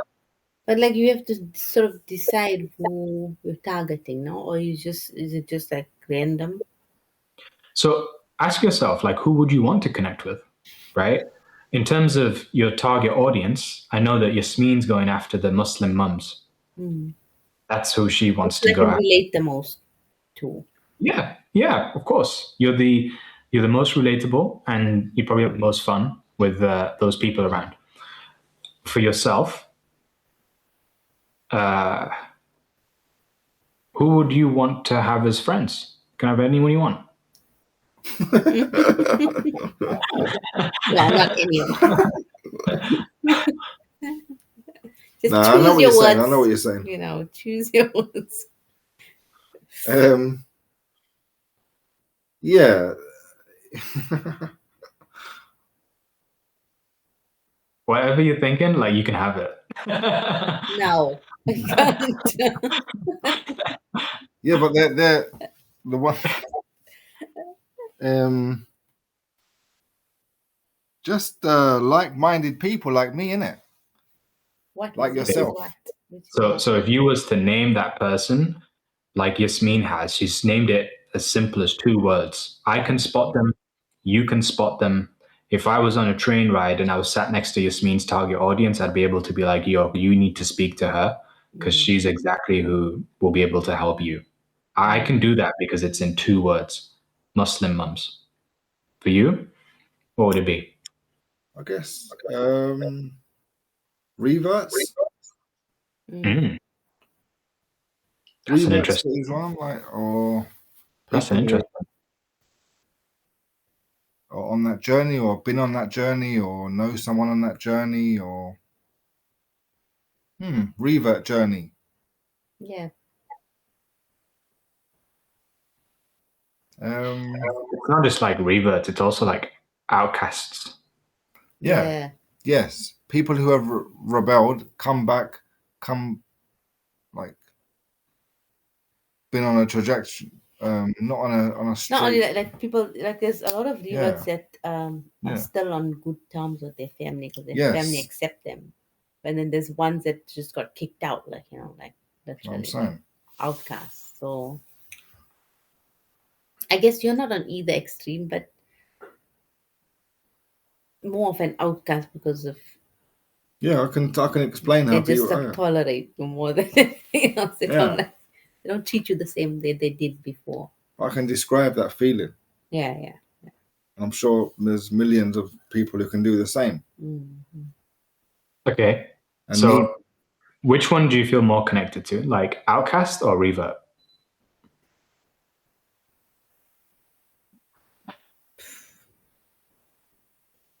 Can we join them? Revert was outcast. no, see, revert comes first. I like that to always define me. Okay. That's and I like that. I'd say revert. Okay. Revert. And is there anything else about you that you would want, or is it just Revert? No, obviously. How else would you want to connect with a person? Would it, because you've got like the spiritual connection. So Yasmin's got the spiritual connection of the Muslim, and then she's got the connection of being a mum. Mm. So that's kind of showing like two main values, which is faith and family.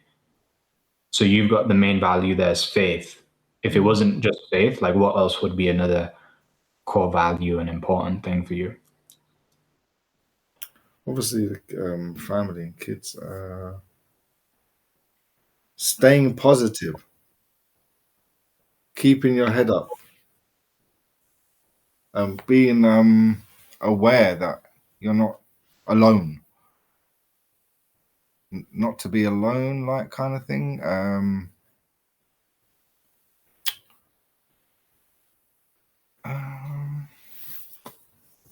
Don't know really.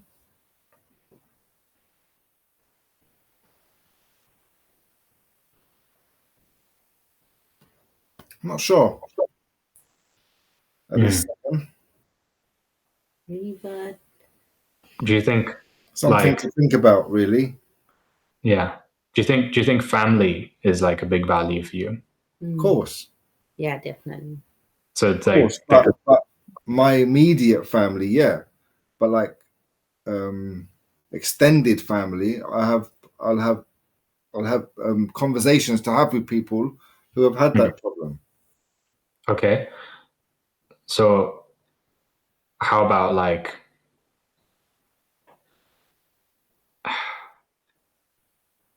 I like alliteration. It's your brain tricking me. Like, what can I? Yeah. 'Cause I was gonna go for like faith-led I fathers. think I got one. Rebellious Revert. Yeah, because that's It's not about like that's the way I see it is, if you're like born Muslim, if you're born in a faith and you stick to that faith, and especially Islam, I see them as more. I see you as more. Well, I saw you as more like how can I put it? You know more. You assume we know. Yeah. Or there is that inclination. There's that already that inclination. But with me, I've had to kind of fight. I've had to fight it from different people coming at you saying, "No, this is wrong. This is wrong. Do this, Do do that, this. don't do that. Go this way. You know what I mean? Come this way." So I've had to kind of because I've with had like to with us that stick are to born, something. They're born into it. It's like Yeah. you just follow what everyone else in your family is doing, so you don't ask questions. But with you, it was Of course, it's another you struggle. had to ask questions because everyone's telling you like different things to saying. do. I had in my first 2 years, I had enough reason to say, you know what, this is not for me. In my first year, I was a Muslim. I was in hospital. I had shall I say it? Go on, you know this. You gotta go on YouTube. At 30 years old, I became Muslim. The next year, I said, right, I'm having a circumcision. Done. Had a circumcision and nearly died. He died. Yeah. Nearly died. Serious, no joke. Doctor messed up. So I've had to go. That was my first year as a Muslim. You know what I'm saying? So That's your family were like. my not family interested. came to hospital. They were like, "What are you doing?" What have you done? And this is it. I could have turned my back then. But you had to go forward. Next year, I'm getting. I was in hospital again the next year. Okay, So it's just like- hospitalized revert. Yeah. Trust me. Every step is just trying to bring you down. It's like saying, "No, this ain't for you." Late circumcised reverts. Trust me. That would be another big one. That is a Probably- story in itself. Like, you know what I'm saying? I don't hear many reverts doing that. No. It's so nice. But for me, at the time, I was just like, "Yeah, let's do it." And the guy did it wrong. You know what I'm saying? Yeah. So yeah, you just have to get over that, and you can talk about it now and laugh because. And now if someone come to me and if a new revert was to talk to me about that, I'd say, "Yeah, you have to go through it." Powerful story. Powerful story. It's very powerful. Yeah.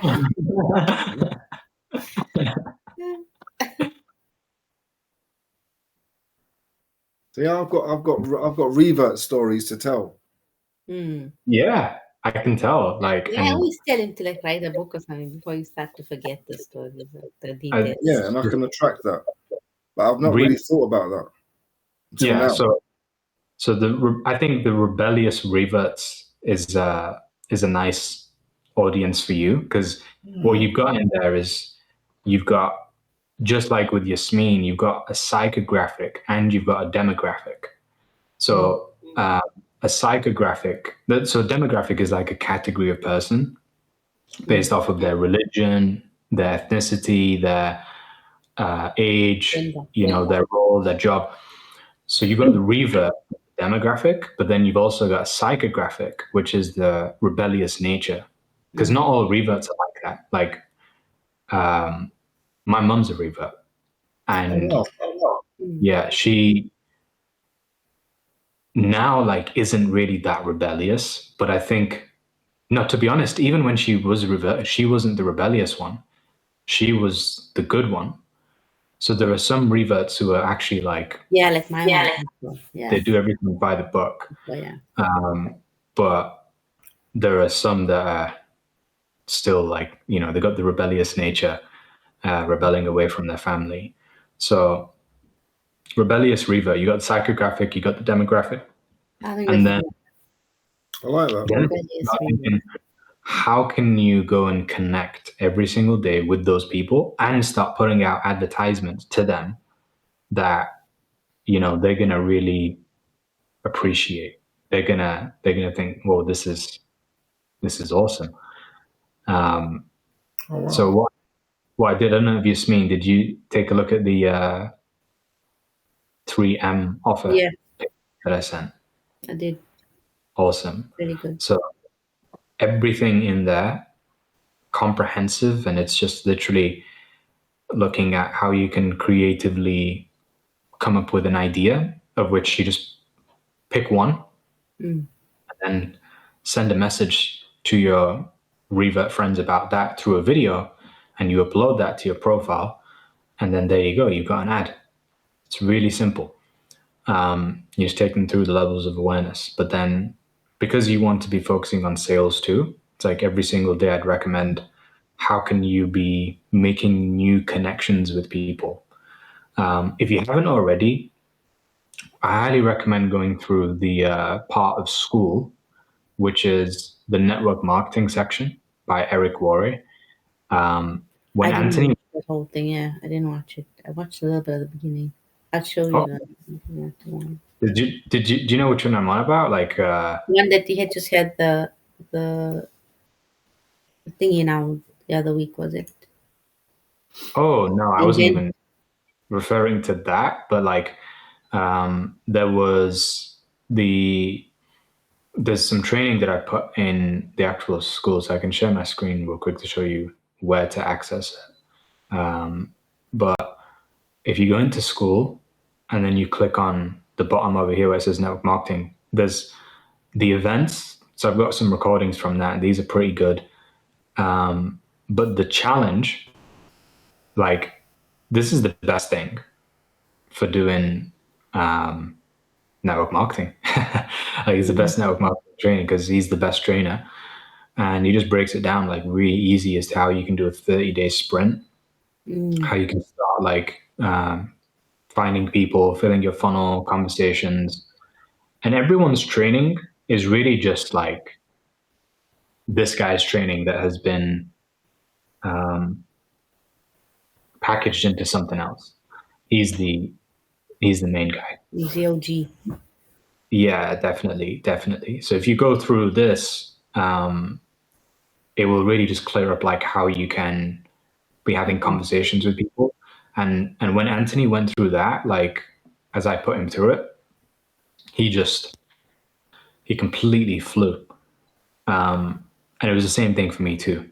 As soon as I watched that for the first time, it was like I went from not having any conversations in my DMs to waking up, and every other night it was like when I'd wake up to like 7, 8, 9, 10 responses that were quality to not people that were just dead branches, but like real connections and conversations that I was having. So yeah, I recommend you, Idris. I like that. Rebel Reaver. Yeah. I really like that. But I think you know how you were with the Brendan Brown. That's thing? good. Even with that, you were very persistent. But that was like actually trying to sell someone something. This is just I was thinking conversation with someone, isn't it? Yeah, because the thing is that imagine like from before, Brendan Brown has a great system and he's a great leader. But the problem, as you were saying, is that like you couldn't access Brendan Brown. The difference here is that like I'm the Brendan Brown in this example, and you have access to me. So even though my system might not necessarily be as proven as his, imagine if when you bought Brendan Brown's program, like you had Brendan Brown that you could just call at any point when you brought a prospect in. Do you think you'd have got some better results if you had his number and you could call him? 1,000%. This is it. So with this, like if you do the same things that you were doing in Brendan Brown's thing, but more so actually like connecting them with me, as I was saying for Yasmin as well, then you can like let me do the hard work. You just do the easy work, which is go and find the people every day, connect with your rebel reverts, the people that you want to actually have conversations with, and just be like, yo, I think you should definitely talk to my guy. He will hook you up. And then you just pass it on to me, and then I'll take care of the rest. And you'll notice that after just doing that process, this is how you're going to learn the most, because you'll see who to put on the phone with me that's the best people to put on. And you'll see also what I'm doing on the calls, and you'll be like, I get what he's doing now. This is making sense. And you'll start implementing that yourself. That's how you practically learn here, the best way. You see, for me, it's not about like with Yasmin, she's specifically she's targeting Muslim, maybe not targeting, but that's not. Yeah, I don't want that to be my main thing though. So Rebel Reaver says a lot. It can target a non-Reaver as well, or someone in Islam, or someone not. So Rebel Reaver to what? But the more you have this so broad, like it's not easy when it comes to like ads, for example, then who are you targeting exactly? I'm saying the opportunity, there's opportunity there to just it's too bring in someone who's not on a revert You tip. have to have like a Yeah, it's like with Yasmin. I'm For saying example, not just Yasmin- limiting myself down to Muslims. yeah, no. So Yasmin's brand is Muslim mums, but best believe like there'll be people who are not mums yet. They're Muslims that want to be mums that will Course. still work with Yasmin. Why? Because the values align. But Yeah. by specifically talking to this one demographic and one psychographic, then the message is really clear and Yeah. shows that she's this authority to this niche. Yes, you Oh, don't want right, to right, seem right, like right, you're right, everywhere. Right, I get Yeah. You don't like The so. thing for you too is like you can try to talk to other reverts from Christianity or reverts from like a you. different No. area, but by you trying to talk to that in that experience, then it kind of dilutes the authenticity, the realness, the truth from the story that we were just talking about from before. Like you want to have the most depth towards it, so you can really go in depth with your people about like being the rebellious revert because it is you, it's your story. And And it's still naturally, ongoing. yeah, what you'll find naturally is that some people who are not rebellious reverts will connect to aspects from the story because there's parallels to it in terms of being an outcast, parallels to it in terms of being a truth seeker. Yeah. So you're going to get people from all different places and angles. But like I was saying, having the dual nature of daily posting advertisements, number one, consistently making it a habit. Yasmin, you're going to keep her accountable for her making her daily ads. Yasmin, you're going to keep him accountable for him making his daily ads. So you're both just going to be making daily ads. Now, it doesn't have to be that you make them every day, but it wants to be that there's 7 ads going out every single week that are being posted minimum. That wants to be kind of like the habit that you're forming. But I'd actually say what's better to do is like if you can just get into the habit of making an ad every day, making it normal. When you say like make the ad every day, is that like just posting on your profile or like actually paid ads where you're gonna just go and like put it out? Post on your profile. Post on your profile. Because like it's an ad is just a version of content. Yeah. Right? Yeah. And a good ad looks like content. It doesn't even come across like it's an ad. It just feels like content. So that's why I'd be saying like your ads. Very good. You can't tell that they're ads most of the time. It's just content. Right? And people comment, I get leads. People don't even know that they're becoming leads.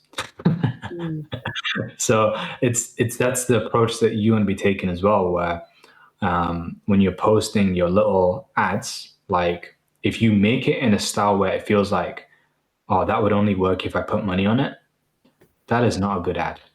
Don't post that. But if it's good because it's engaging, because it's got value in there, it's got story, it's got emotion, it's got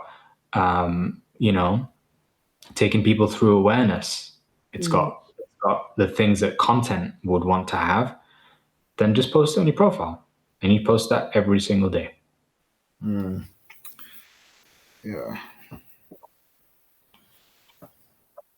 Get some ideas. It's true, man. Yeah. Because at the end of the day, it's the key. People be putting so much of an emphasis on like, oh, you got to put out content, you got to put out branding stuff to build trust. And I definitely think that is important. Now, I was watching an interview with Brendan Brown. Actually, it's funny you guys brought him up today. I do recommend watching this interview because it's really valuable stuff. I mean, despite what he did with you guys and what you all went through, he is to this day still like a record breaker, number one fastest growing Enagic company. So I'd recommend checking out his stuff because he knows what he's talking about. He's got a great story, and he's very godlike. I'll be honest, he was good. He's good. You just didn't get a good experience. Yeah. So the thing is that he has like a downline now, 15,000 people, or more. So to have quality maintained in terms of people's experience, it's pretty difficult. Mm. You know, like it's difficult doing it with 1 or 2 people. Doing it Yeah. with 15,000, 15,000 people. yeah. So if you watch his thing, his podcast episode, like what he was talking about in there was the keys to duplication, and he was basically saying that one of the reasons for why he's experienced so much duplication more than anyone else is because he's focused on it and he's looked at what wasn't working everywhere else. And so what wasn't working everywhere else, in his opinion, was everyone was so hyper focused on automation and on personal branding.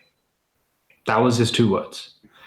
And he says that the problem with the automation culture and personal branding is that if a person doesn't actually have like a personality, which is formed, and it's that kind of personality that makes them either look pretty because they got the assets, or they've got the personality where they're really interested in engaging because they've gone through like a whole journey and hero's journey. If they don't have those things, then they're set to fail. Yeah. And with the automation aspect, it's like ads can work, but not everybody is going to be able to sustainably continue putting money into ads. So he wanted to do it a different way, where he was like, how can we just put in a practice that any idiot could do? It's like duplicatable.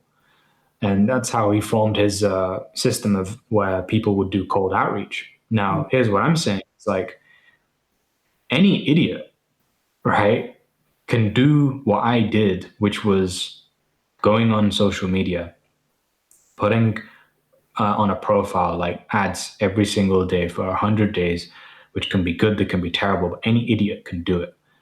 And that will generate leads much more like predictably than it will to build a personal brand where eventually people come into your DMs and are kind of asking you, can I learn more about what it is that you do, etc. What I say to combat that is that from experience, I don't recommend just doing the approach of trying to get results and generate leads, because it doesn't breed sustainability. But having a personal brand long term is kind of like the way that you can maintain the health of your business. So I think having that kind of content is good, but ultimately, like, what will get best results is within attraction marketing. It's not just going to be about how much money people are putting in. It's about how many ads are being made. Simple. That's it. How many actual ads are being made, not pieces of content, ads. How many ads are being made and posted? Because think about it, like, you still gotta picture this in your mind, this possibility, which can happen, and it doesn't happen through a paid ad. It actually happens through an organic ad, and that is that one of these ads could go viral. An ad can go viral, and I've had that happen several times for myself. Literally woken up and it's like, oh my god, there's like 100 comments on this, 100 leads from one ad. Roy, one of my guys, this is how I know it works in duplication. No money on an ad. Through just literally, he had the problem with he just had the wrong target audience. That was it. So his target audience was like people that were into Andrew Tate, hustling, and weren't exactly the best fit for our sort of high ticket business model. Yeah. But otherwise, he brought through 90 leads in a single weekend, not likes, not comments, like leads that came in, meaning that there were hundreds of comments that came that weekend. Like they all filled out the form kind of thing. I was like, whoa, what have you done? He's like, yeah, I just did what you told me to do. Every day I was posting ads.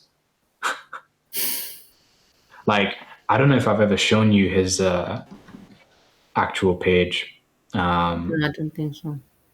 No? Well, this stuff is not hyper sophisticated stuff. I mean, he did get to 15K followers on TikTok, I think TikTok back then was like a different animal. But yeah, if I show you like just some of the ads that he was posting back then, or some of the stupid stuff that he was posting. This was when we were in London for an event.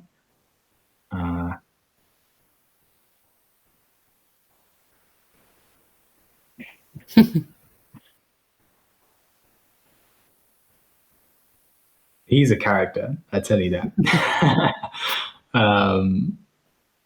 Where else have we got an ad? Oh, there we go. The 888's there. And it was a picture with Balaj as well.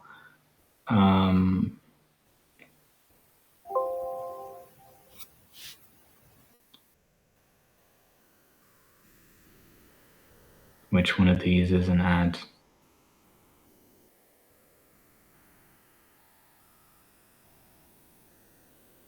This was an ad. Comment now if you want.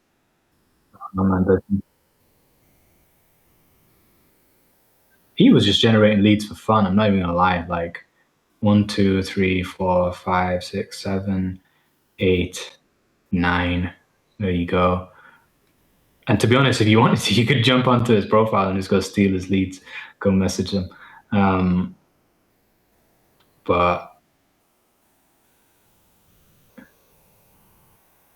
oh, there's another 888. Look at this. You can't make this stuff up.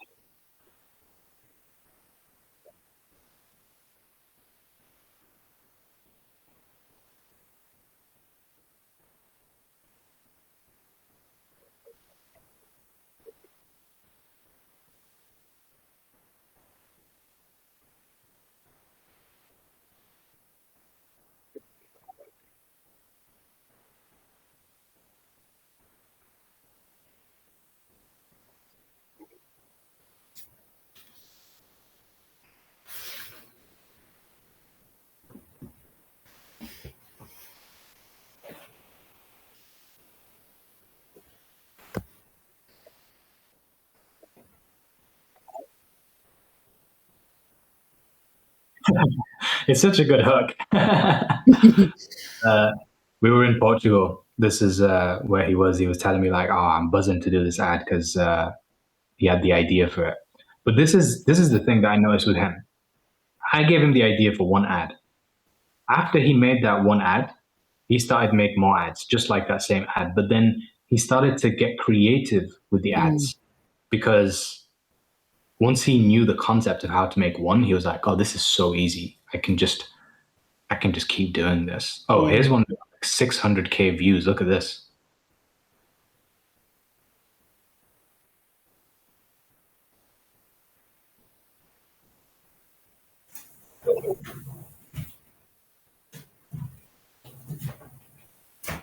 Yeah. So this is the thing for him. The biggest problem was the target audience. That was it.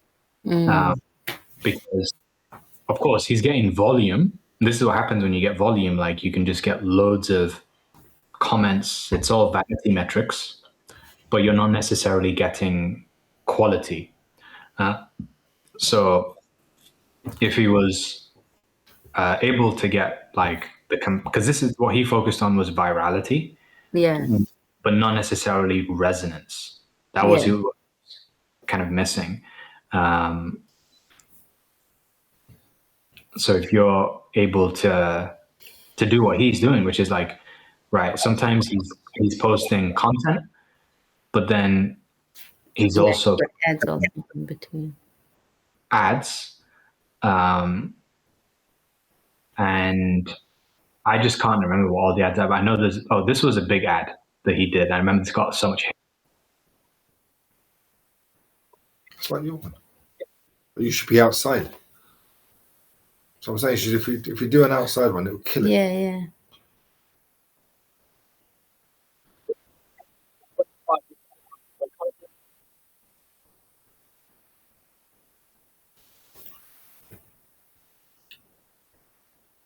You ain't got no emojis. Mhm.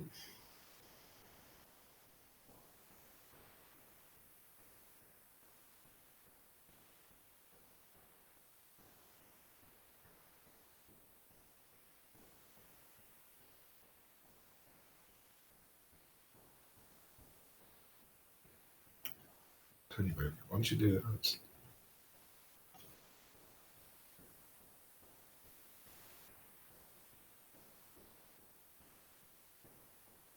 Does does what you wear play a part? Do you think it does? It does, isn't it? I think if you like consistent and you just wear the same thing, it's like less distraction and you just focus on what you're saying.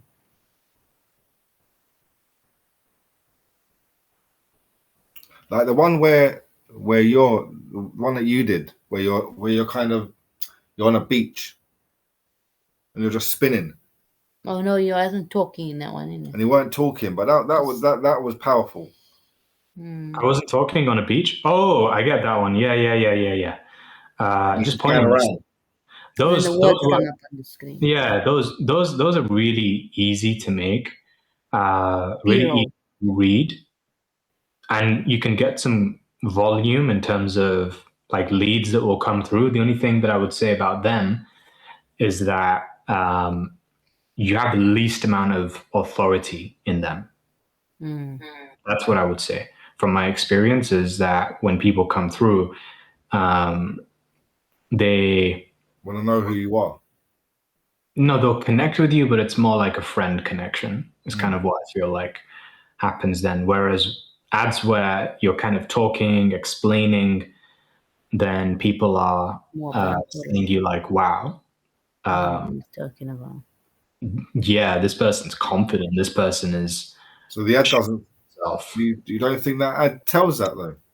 I think it does to some degree, but I think part of the reason for why people get confidence from me is because of like my other stuff that I've got out as well. So they can check out my page and then see that there's other content where I'm speaking. But yeah, this ad that he did here, this actually went so viral. I remember him getting so much hate from this ad. I was like, bro, you okay? Because yeah. So this one had like 69.7K views. Wow. Everyone telling him he even dresses and talks like Andrew Tate. What are the bollocks? So this is the thing about um, yeah, you can you can get some really good results, but it's also gonna call you out when you're not being authentic or um, You look like yeah, Andrew Tate. you look like Andrew Andrew. Tate. But the thing is that what I loved about Roy is that he just owned it. He knew what he was doing the whole time, and he was like, "Let me ride this Andrew Tate wave," because Andrew Tate was big at the time. So he's a genius marketer. Is Roy, and when it comes to like jumping on trends, he can go viral like for fun. It's actually that's a gift that he has. I mean, crazy. But he's also super consistent. Like, look how much content that he'd been putting out, and he wasn't even doing it really for that long. I just know that every single day he was putting out like 4 or 5 pieces of content, and he knew his niche. He knew his target audience. I think this is another ad, one of the ones.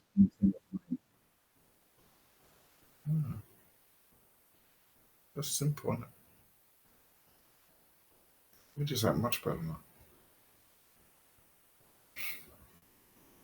So he started with my style. He copied my style, and he got results from it. So that was one of the ones that he did. But he did some other ones from before that he was getting results from. I think this is another one I just saw there.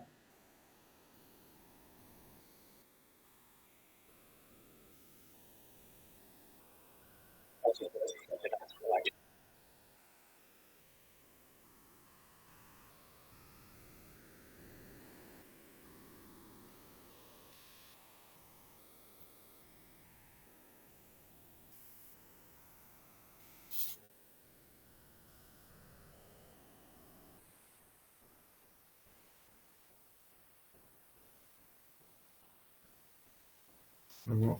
I'm gonna have to leave this. Yeah. I'm gonna have to leave this for now. No, sorry, man. 12 o'clock. Take care till next time. Thank you. I'll take on board what you said straight away. Cool. Really, I like that idea. Go for it. Just go make ads. Yeah. There's no secret. Go make ads to your rebellious reverts. Target the right people, and Yeah. go be a bit more like Andrew Tate. No. I'm not a fan. I'm not a fan. Sorry. No, we're not fans, yeah. No? Okay, fair enough. Well, Maybe for a week. His first week of his thing, yeah, I was like, yeah, this guy's. He's a rebellious revert, I'd say, but yes, exactly. he's a naughty one more than rebellious. That's literally it. You're I'm gonna no attract Andrew the Tate. Andrew Tates. You're gonna attract the Andrew Tates. No. If you don't like your business and who's in your team, just look in the mirror and be like, oh fuck, who am I? Yes, you're right.